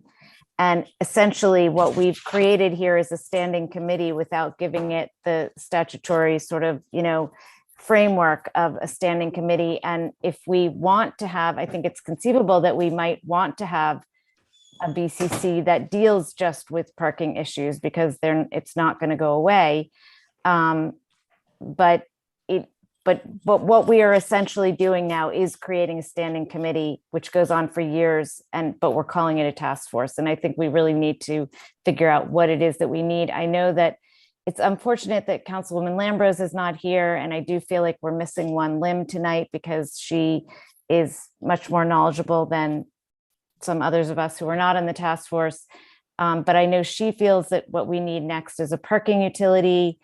And I don't know if that would be, in place of a task force, but I think it's not just about, and I just want to say that the task force members have gone above and beyond and given more than we could ever possibly expect of any community member. And we're so grateful for your time. But there are sort of larger issues about the principle of how we do this that we really need to figure out. Yeah, I would say, and I'm sorry, Eve, but I would say 2 things. We're in a work session, and whether this task force, discussing the task force itself is not on the agenda. So I would say it'd be inappropriate for us to do more than agree to, at a regular council meeting in the very near future, we can talk about whether we want to extend this task force or not. But it should be at a regular council meeting where people expect us to take action. Since it's not on the agenda, and it's a work session, I really would be very uncomfortable if we went any further with this. So sorry that I let it go so far. I should have said this way earlier in the meeting. So sorry, Eve, I didn't mean to cut you off. I'm sorry. You and Mia have articulated my thoughts more eloquently than I could. So I didn't come prepared to talk about that or have put the thought into it that I would like to have before we have this discussion. So I'd love to postpone that to another time. Okay. All right. So I think we've achieved what the agenda of this meeting asked us to achieve. So it might be appropriate to move to adjourn. Leighton, I think Leighton beat you, David. You got to be quicker. Yeah, I can't let go. So I think it's appropriate for somebody else to move to adjourn this meeting. Okay. Well, Leighton raised his hand to do so. Is there a second? Sure, I'll second it. Well, thank you. All in favor, say aye. Aye. All right, the meeting's over. Thank you all. That was a great Thank discussion. you. Got through a lot.